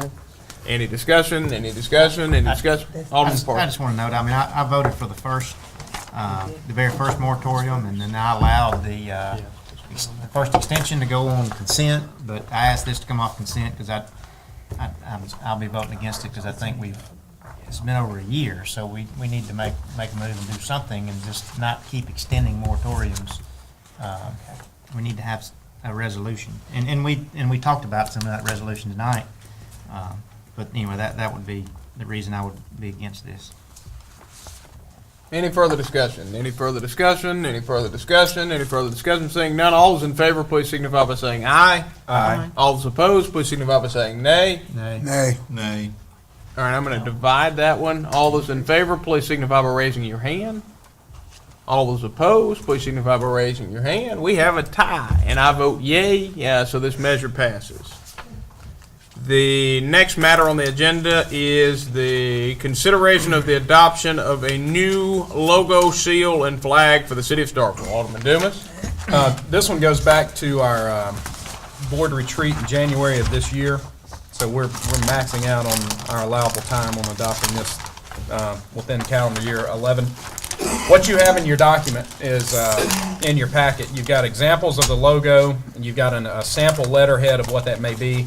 What you do not have is a clean image of the seal, and I modified the seal, and there's no change whatsoever in the seal except it's less blurry, and it was just some Photoshop cleanup. There is no change in essence to the seal. You can look back in your packet tonight, and on the calendar you see that our logo is a picture of City Hall, and I'm no graphic designer, but I do know that that's not the best logo we could possibly have, especially when we talk so ugly about it the way that we have over the past year and the need of improvement with it. That's an aside. But anyway, what's happened over this past year, and this goes back to Formbase and to Main Street, we had consultants come in and look at branding and marketing for the town, and they produced a pretty substantial document and logos for the city, and those are what you see in your packet. And it says Historic Starkville, Mississippi's College Town. This has been vetted across town and was publicized broadly through town, and people are using it in earnest, and it was my goal just to bring it forward so that we could have official adoption of it. Along with this comes a style guide that Joel has a copy of, and he will distribute to all department heads. And that style guide is just very simple in saying don't change the color to a purple and a pink, and don't distort it unproportionally, and it tells you suggested uses of how best to use this logo. So I guess with all that said, well, I guess we can't accept the flag. Why don't I change that so that we adopt the logo and seal and then talk about the flag with the next item? Is that okay, or do we need to reorder that? Well, Or do we you can officially adopt the the flag, and the next item is the purchase of Okay. flags. All right. So that would So the become flag limited to itself that. would be, we've got multiple copies of this, and what you see in this black and white version is there's a two-color version that has green and maroon. There's a maroon-only version. There's a black version, both with the colored font and then with the reverse with the colored background. The maroon, the images on the bottom are what the flag would look like, and so you see the bottom right one that's already on the flag in the mayor's office, but it's not a presentation flag. It's just a one-sided flag. And so I've talked to a flag production company, and they recommend using the bottom right image. So a maroon background with historic Starkville, Mississippi's college town, in white. And we'll talk about the funding aspect of that in just a minute. But that would be the recommended flag, that bottom right image on this group of images. So with that, I move that we accept the seal, the logo, and the flag as shown on the bottom right image in the packet. Alderman Dumas has moved the adoption of the new logo, seal, and flag as for the city of Starkville as presented. Alderman Dumas, is that your motion? It is. Do I hear a second? Second. Motion has been seconded by Alderman Parker. Was it Alderman Parker? Alderman Dumas, do you wish to speak on the merits? I do not. Any discussion? Any discussion? Any discussion? Seeing none, all those in favor, please signify by saying aye. Aye. All those opposed, please signify by saying nay. Nay. All right, all those in favor, please signify by raising your hand. All those opposed, please signify by raising your hand. By a vote of 4 in favor with 2 against, this measure passes. The next matter on the agenda is the consideration of the authorization of the purchase of flags with new logo for official use of the city. Alderman Dumas? This is a purchase of $1,500, not to exceed $1,500, and this is actual purchase of the flags. And the way we would purchase the flags is we would order 12 flags. 2 would be used to produce the presentation flag that would currently go in this boardroom and in the mayor's office. And that's 1 flag. They use 2, and it would include fringe, tassel, a spear, substantial pole and base. And as y'all know who go to MML, we're one of the few. This year Parker did walk, or no, I guess Alderman Vaughn, you walked. Cable walk. Oh, that's right, your daughter walked. Up till this past year, we have not had anybody walk in the parade of flags at MML. Sounds like a simple thing, but perhaps it's not. And so this would give us a presentation-style flag that we could use in official events in the mayor's office and in the parade of flags, as well as give us flags that we can fly in front of the city hall. As y'all may remember, we had a flag that looked like an Italian flag with the city of Starkville written in script. Not sure where that came from.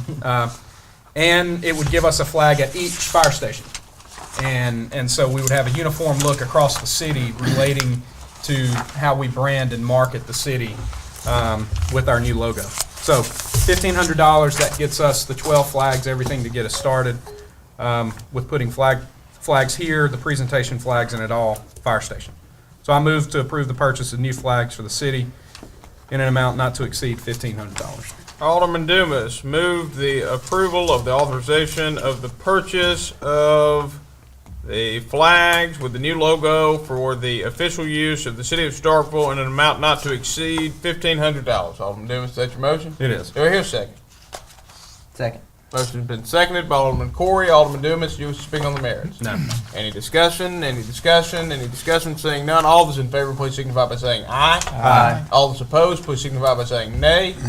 Nay. All those in favor, please signify by raising your hand. All those opposed, please signify by raising your hand. By a vote of 4 in favor with 2 against, this measure passes. The next matter on the agenda is a report on the status of Greta Lane and other unimproved streets within the city limits of the city of Starkville. The Chief Administrative Officer was tasked with this at our last meeting. Ms. Brewer. Thank you, Mayor. Alderman. Mr. Kemp and I sort of got together to try to see exactly from our own experience what streets would fall under the unimproved nature, and we rode the streets together, and had a opportunity to see Greta Lane, Rutherford, Sudduth, and Collier, and those are the ones that we determined had no improved surface, at least in portions of them. Greta, from obviously the new section that has been part of the Tractor Supply Company improvement through down to the part where the police range is gravel and dirt, basically. Rutherford is gravel and dirt. Sudduth is, for the most part, in an area gravel and dirt. It has some improved area. And then Collier has some improved area, and then has a section that we are recommending get improvements made to it. The ones, particularly Sudduth and Rutherford, have no one living on them where they are not improved. So our recommendation to the board basically is to keep them graded, motor grader probably once or twice a year, and then have gravel on them and keep them passable. They are basically now being used for farm roads. And so in terms of what kind of maintenance we would have, would be our recommendation to the board at this point in time. Greta Lane obviously has residents on it and is traveled regularly by the police officers as they go to the driving range, sorry. They may be golfing out there too, as they go to the shooting range, and then the residents who are living there obviously have Greta Lane as access. Mayor, may I be recognized? You may. Mr. Poole, let me further clarify this for the board so they can have a good, clearer picture of all these roads.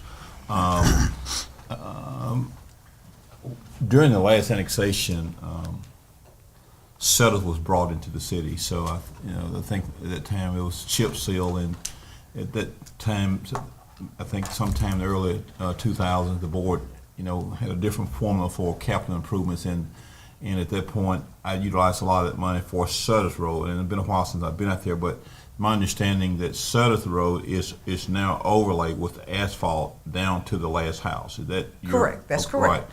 I just want so the board get a clear picture. Yes. And so, and that was our intention. And from there, it's just dirt. And of course, we want to pave that. I have no objection with that. And Rutherford, I think just very recent in my memory, when we came in, we get down to the end of Sudduth, you take a right there. That would be Rutherford. That was named after some of the family that lives there on Sudduth Road.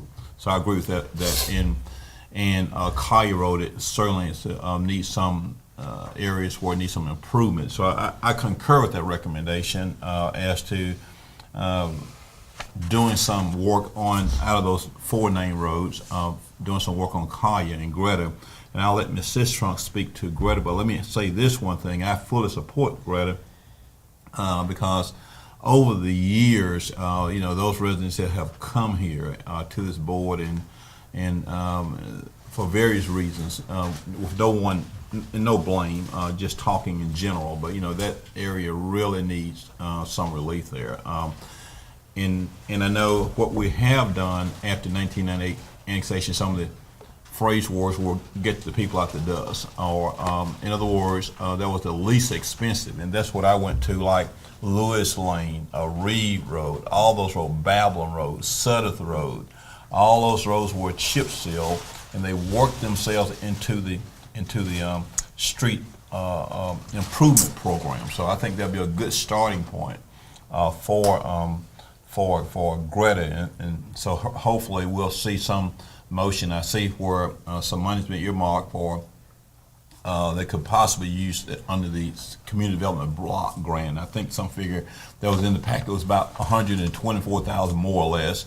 So I anxiously await some motion to come in so we can hopefully get something done at least on those 2 roads. I mean, we can get a Greta done in its entire length, at least chip seal. And of course, the board wants to do better than that. I have no problem with it, but certainly we need to do of the 3, because Sudduth is, we went from chip seal to asphalt.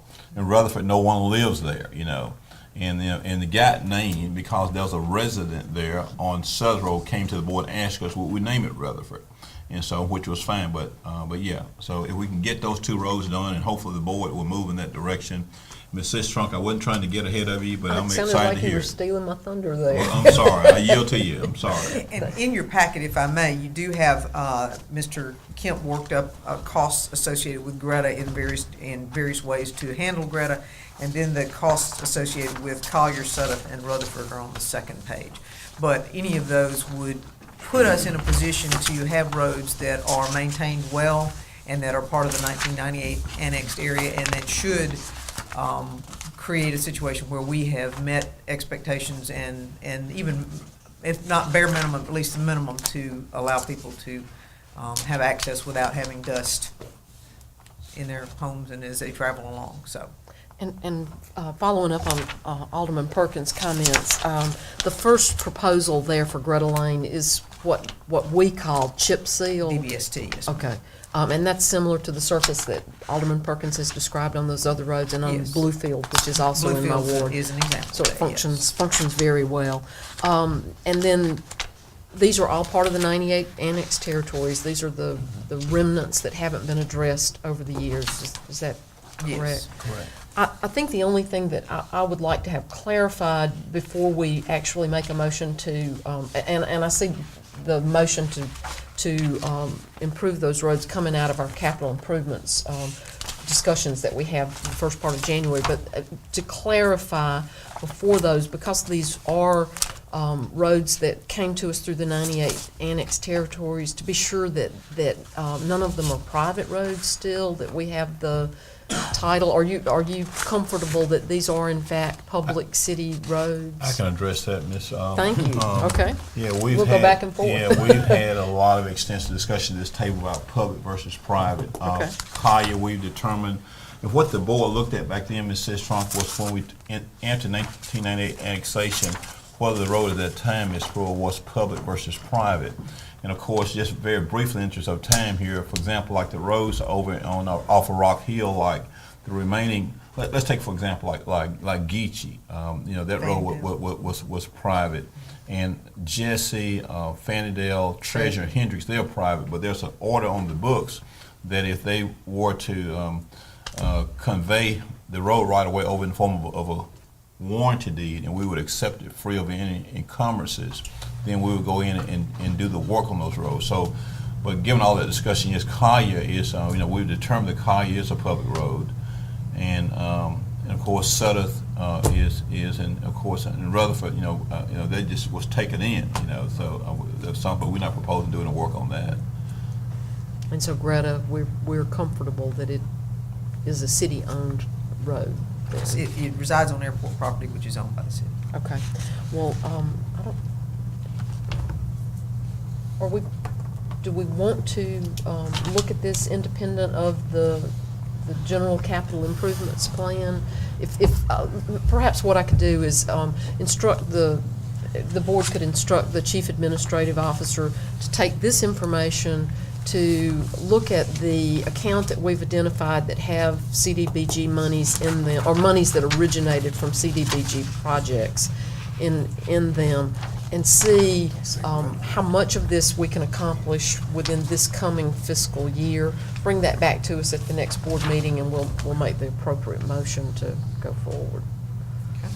I can certainly do that. But I think the answer is it's sufficient to pave Greta, and possibly with the additions will be sufficient to address most of Collier's issue. That might require a little bit more time, but all of these come from funds that are already at the city, won't require any use of funds that were dedicated for other capital projects. Right. That would be correct. All right, thank you, Mr. Brewer. The next matter on the agenda is the consideration of making appointments to the Golden Triangle Regional Landfill Authority and the George M. Bryan Airport for the terms beginning on 1/1/2012. Alderman Sistrunk.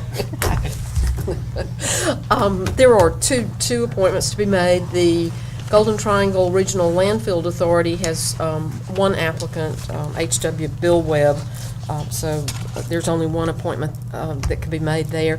There are two applicants for the Airport Board. For those of you who don't know, the Airport Board is a 7-member board. 3 appointments come from the city, 3 from the county, and 1 from the university. The board obviously needs to have a certain level of expertise as far as airport business and operations, and the current board is very well represented in that area. Beyond that, this is a board that has impact on our community and on our economic development as the airport grows. So we also want people on that board who can speak for the broader community, especially those who live and work in the areas around the airport. One of the applicants tonight is Ms. Bendatrice Reeves, who lives on Greta Lane, which is adjacent to the airport, and I think that she can serve as that voice for the greater community and help broaden the perspective of the airport board as it currently exists. So, with those introductory comments out of the way, I move approval of appointing H.W. Bill Webb to the Golden Triangle Regional Solid Waste Authority for the 4-year term beginning January 1st, 2012, and appointing Bendatrice Reeves to the City of Starkville George M. Bryant Airport Board for the 3-year term beginning January 1, 2012. Okay, Alderman Sistrunk has made a motion to approve of appointing H.W. Bill Webb to the Golden Triangle Regional Solid Waste Authority for the 4-year term beginning January 1st, 2012, and appointing Bendatrice Reeves to the City of Starkville George M. Bryan Airport Board for the 3-year term beginning January 1st, 2012. Alderman Sistrunk, is that your motion? It is. Do I hear a second? Second. Motion has been seconded by Alderman Perkins. Alderman Sistrunk, do you wish to speak on the merits? No, I think I have. Any discussion? I Alderman have Parker. a couple things. What I was prepared to do tonight was to nominate and try to get Bill Webb, since he was our only applicant, back to that board. With our board liaison Ben Carver not being here tonight, I would rather table this so we could get his input as to what his opinion was. I mean, this is not a ward specific, as Alderman Sistrunk said. It's not a ward specific committee or board. So, the 2 names that we have here are, Trey Breckenridge was on the board before and has served very well. And in my opinion, with an airport board, you really need a lot more experience with airport matters, with airplane matters, and that is the expertise you need to bring to a board such as this. I did speak we made an appointment about a month or 2 ago with the Sidewalk or Transportation Committee, and I was speaking for diversity on that board, and what I was speaking to with that is the appointment we made at that time was an individual that had experience in building and constructing sidewalks, so he had experience that he was bringing to the table that would diversify that board. With the airport board, to me, it's entirely different, where Mr. Breckenridge has the experience and has been on the committee before and has served very well. I would absolutely encourage everybody to reappoint Mr. Breckenridge to this board. And Mr. Breckenridge absolutely has served well. He has 2 options for applying to the board, both through the city and by his connection to the university. So he has two avenues for application to the board. As to Mr. I will say that having been to an airport board meeting, there's sufficient expertise to help anyone who's willing to learn. There's sufficient expertise to bridge that period while they're learning about airport operations and affairs, but there may not be as much willingness to take a step back from that and look at the broader community. As far as Mr. Carver not being here tonight, he knows what the board schedule is, he understands his responsibility as an alderman, and he's not here tonight. Further discussion? Any further discussion? Any further discussion? Any further discussion? Any further discussion? Seeing none, all those in favor of Alderman Sistrunk's motion, please signify by saying aye. Aye. All those opposed, please signify by saying nay. Nay. All those in favor, please signify by raising your hand. All those opposed, please signify by raising your hand. By a vote of 3 in favor with 2 against, this measure passes. The next matter on the agenda is, well, let me see. That one got moved up. Is the consideration of the approval of P&Z item number FP 11-11, a request by Frank Jones Development LLC for approval of Country Club Estates Final Plat Phase 2. Mayor, I'm going to recuse myself from this vote. Mr. Griffith? Mayor and Board, item FP 11-11 is a request by Frank Jones Development for approval of the Country Club Estates Final Plat Phase 2 located in an R4 zero lot line cluster development zoning district. The subject property is located east of South Montgomery Street in Ward 3 and will affect approximately 21.5 acres of land. Applicant is dividing the land into 37 lots for the construction of single-family residences. The Planning and Zoning Commission and Board of Aldermen approved the preliminary plat in April 2007. Potable water and sanitary sewer will be provided by the City of Starkville, while 4-county EPA will provide electrical service. Roadways and utility easements are provided and offered for dedication to the city. City staff members have provided 11 conditions to consider if the final plat were to be recommended for approval. The city engineer has stated that most of the items on the punch list referenced in the staff report and conditions of approval have either been completed or are nearing completion, and that he will withhold execution of the final plat until all items are completed. The P&Z voted unanimously to recommend approval of the final plat with the 11 conditions provided by city staff. Questions or comments for Mr. Griffith? Discussion. I move approval of Country Club Estates Final Plat Phase 2 as unanimously recommended by the Planning and Zoning Commission with the 11 conditions provided by city staff. Alderman Sistrunk has made a motion to approve of P&Z item number FP 11-11 as presented with recommendations made by the Planning and Zoning Commission. Alderman Sistrunk, is that your motion? It is. Do I hear a second? Second. Motion has been seconded by Alderman Vaughn. Alderman Sistrunk, do you wish to speak on the matter? No. Any discussion? Any discussion? Any discussion? Seeing none, all those in favor, please signify by saying aye. Aye. All those opposed, please signify by saying nay. Measure clearly passes. Could someone invite Alderman Parker to rejoin the room?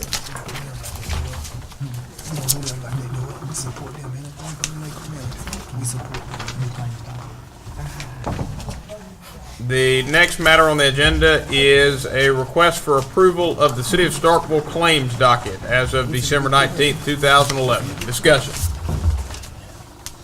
So moved. Motion has been made by Alderman Vaughn to approve of the City of Starkville claims docket for all departments except for the fire department as of December 19th, 2011. Alderman Vaughn, is that your motion? Motion. Do I hear a second? Second. Motion has been seconded by Alderman Parker. Alderman Vaughn, do you wish to speak on the matter? No, sir. Any discussion? Alderman Perkins. Mayor, I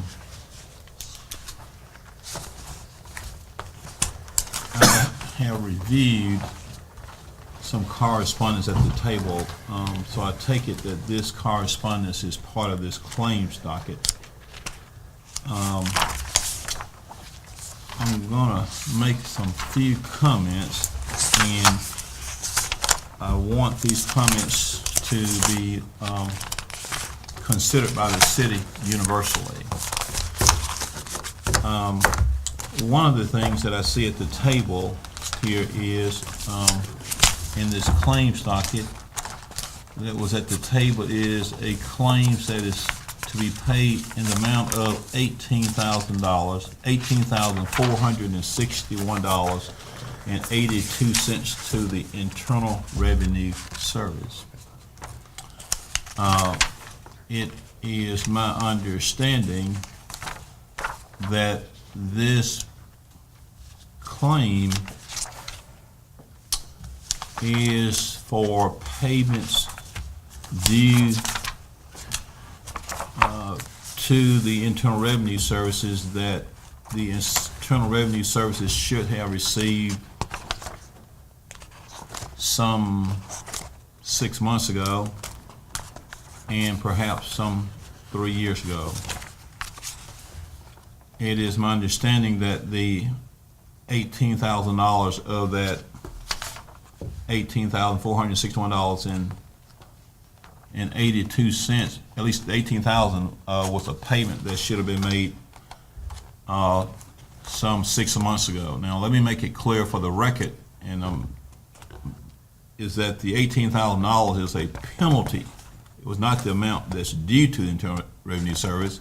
It is a penalty for not having submitted what the Internal Revenue Service requires from the city within a certain time period.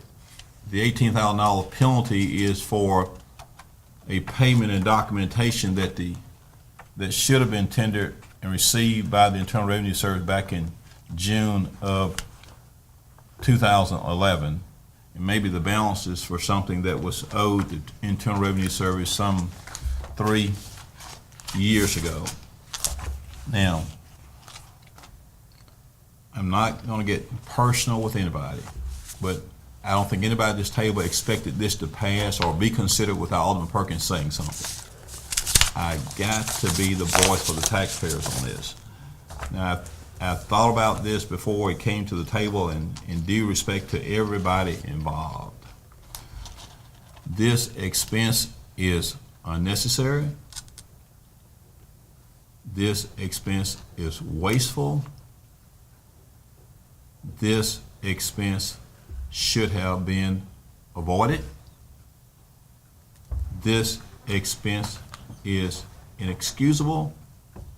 This expense is unwarranted. This expense is one that the taxpayers of the city of Starkville should not have to pay. There should be proper accountability, efficiency, productivity, and safeguards citywide to fully and completely ensure, and hopefully the media is getting this, I'm not looking for no coverage but the subject matter, to fully and completely ensure that we do not have any recurring matters of this kind. This matter should have been handled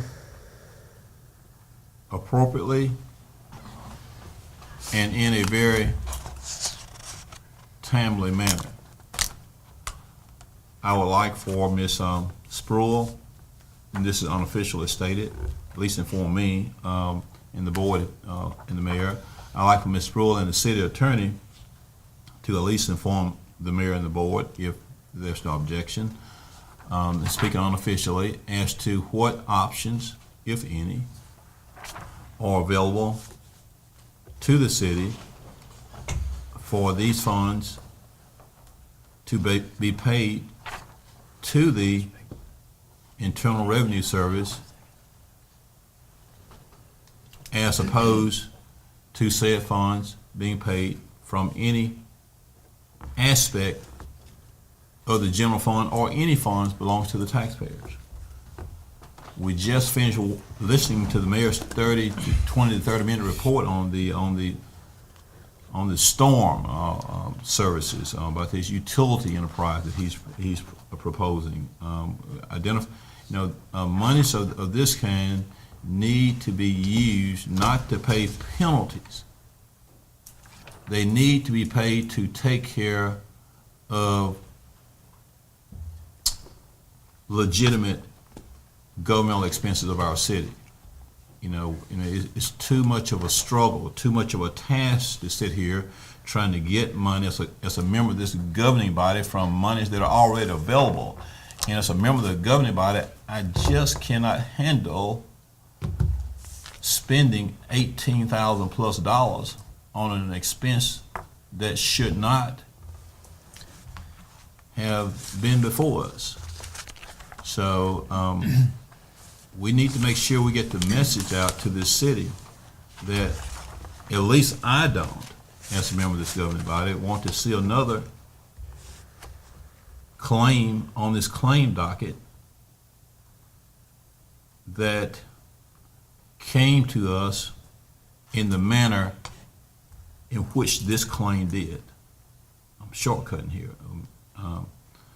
So I'm very hopeful that, if there is a motion that is obviously going to approve the payment of this claim, that it, needs to address perhaps maybe officially about looking at some other options. And I think there are some other options that can be explored with regard to getting this money. And maybe Ms. Sproul and others may be aware of, I know at least one viable option. Ms. Sproul, I'll talk to you after the meeting to mention about one viable option. I can really think of two, but I can get the board to go along with the second one, but I think the first one would be good. But let me close, Mr. Mayor, by saying this. I didn't intend to say anything tonight, but these agendas produce conversations from me, and I just have a real job to protect the funds of the taxpayers. And this is not protecting the fund. This is not protecting the funds of the taxpayer when you require taxpayers' monies to be used to pay for an expense of this kind, $18,000 for a penalty.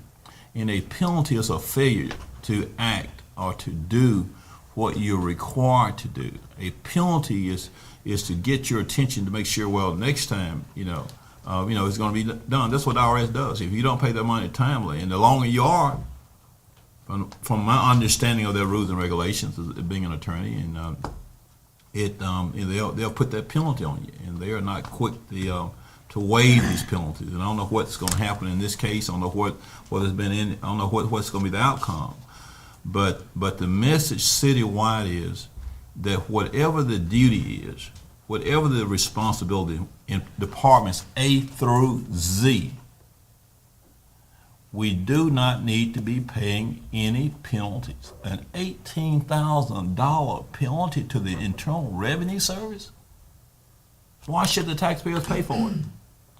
The taxpayers are struggling as it is.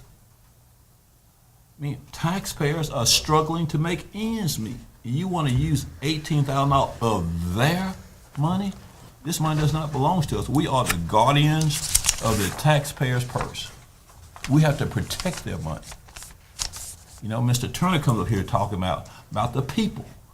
I want to protect the people. I want to help the people. I want to watch out for the people's money. But if we're going to do that, we got to have accountability. We got to have responsibility. Now, I say all this with a clean spirit, with a clean heart, no intent to give any discomfort, because you all know I just do my job when I'm here, and I've told you many times when this meeting is over. I have a great comfort level in having done my job, but I am going to respectfully vote nay on the motion, and I respect the proponent of the motion. I respect all that. This is government. It is at work, but in closing here, we just do not have. Even if we had the money, even if we had a good rainy day fund, even if we had a good true contingency fund, if we had monies in annuities and all in the bank and all these various funds, we still don't have the money to be paying a penalty for $18,000. Do you understand what a penalty is for? A penalty is saying that we did not do what we should have done. And hopefully, I will not see this claim in any manner from any department. And my comments here does not signify any negative comments toward any person, any individual. I mentioned to Ms. Sproul, I just wanted to make some comments that will pertain to the city as a whole. And Ms. Sproul, and hopefully, at your staff meeting, you will impress upon your staff was citywide. I'm not speaking, I'm talking citywide. So however the chips fall, they may. So let's make sure that we don't get another one of these things on the claims docket, because that's going to give me more discomfort, more uneasiness about the situation. And for all of those reasons, Mr. Mayor, I'm going to vote nay on this motion. Ms. Sproul, let me just mention to you after the meeting very quickly. I know we're trying to get out of here, but I just did it for you just a minute, okay? Thank you, Mr. Mayor. Now, you mentioned earlier that you'd like to hear from Ms. Sproul and Mr. Latimer as to options. Not tonight. Well, can I ask a question? Let me make myself clear, Mayor. You asked me a question. No, just let them know. Just tell me at the next meeting. It got late now. But that was my request. The next meeting. Alderman Parker. I thought this was a separate motion. I thought this was a separate item. Oh, just to be clear, we have no motion pending right now, but no, that item is included in the claim. We do have a motion pending. We do have a motion in a second, because I seconded it, but that's right. It is a part of the claims docket. Well, that's not the way I understood it, because I totally agree with Alderman Perkins that we should not pay that claim amount. I would like to know what recourse and what we have for that. Is that something that we can exclude? What is the? You could amend the motion to take that out, and then hear a separate motion related to that matter. And just to clarify here, what is being discussed is back in the summer, one of the deputy clerks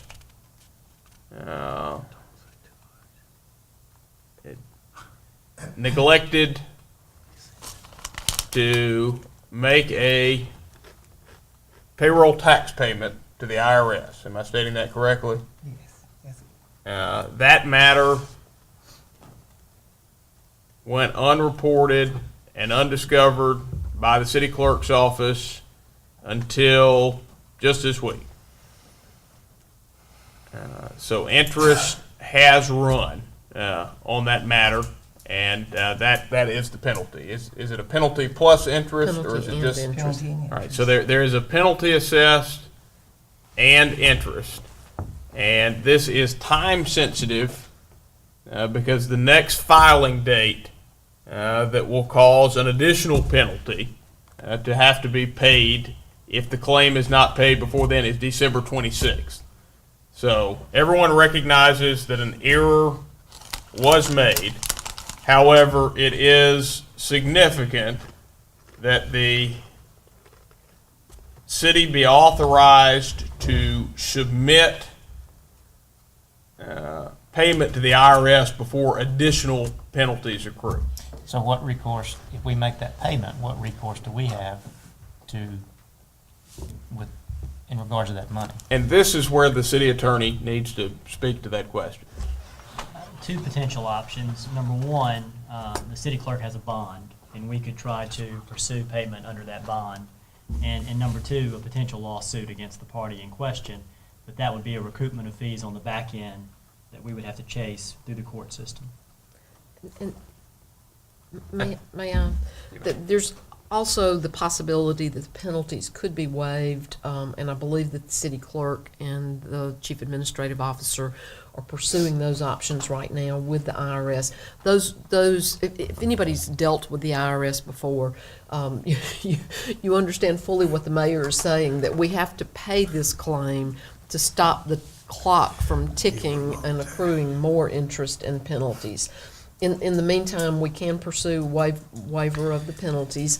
May or may not be successful, and at that point, the interest they absolutely won't waive, but I will be shocked if they waive. But the penalties may be waived, and then we can default to the city attorney's options for pursuing those amounts. I would like to say further that this was a human error. And the bigger issue is that there was a failure of our internal controls, that we did not discover this error timely.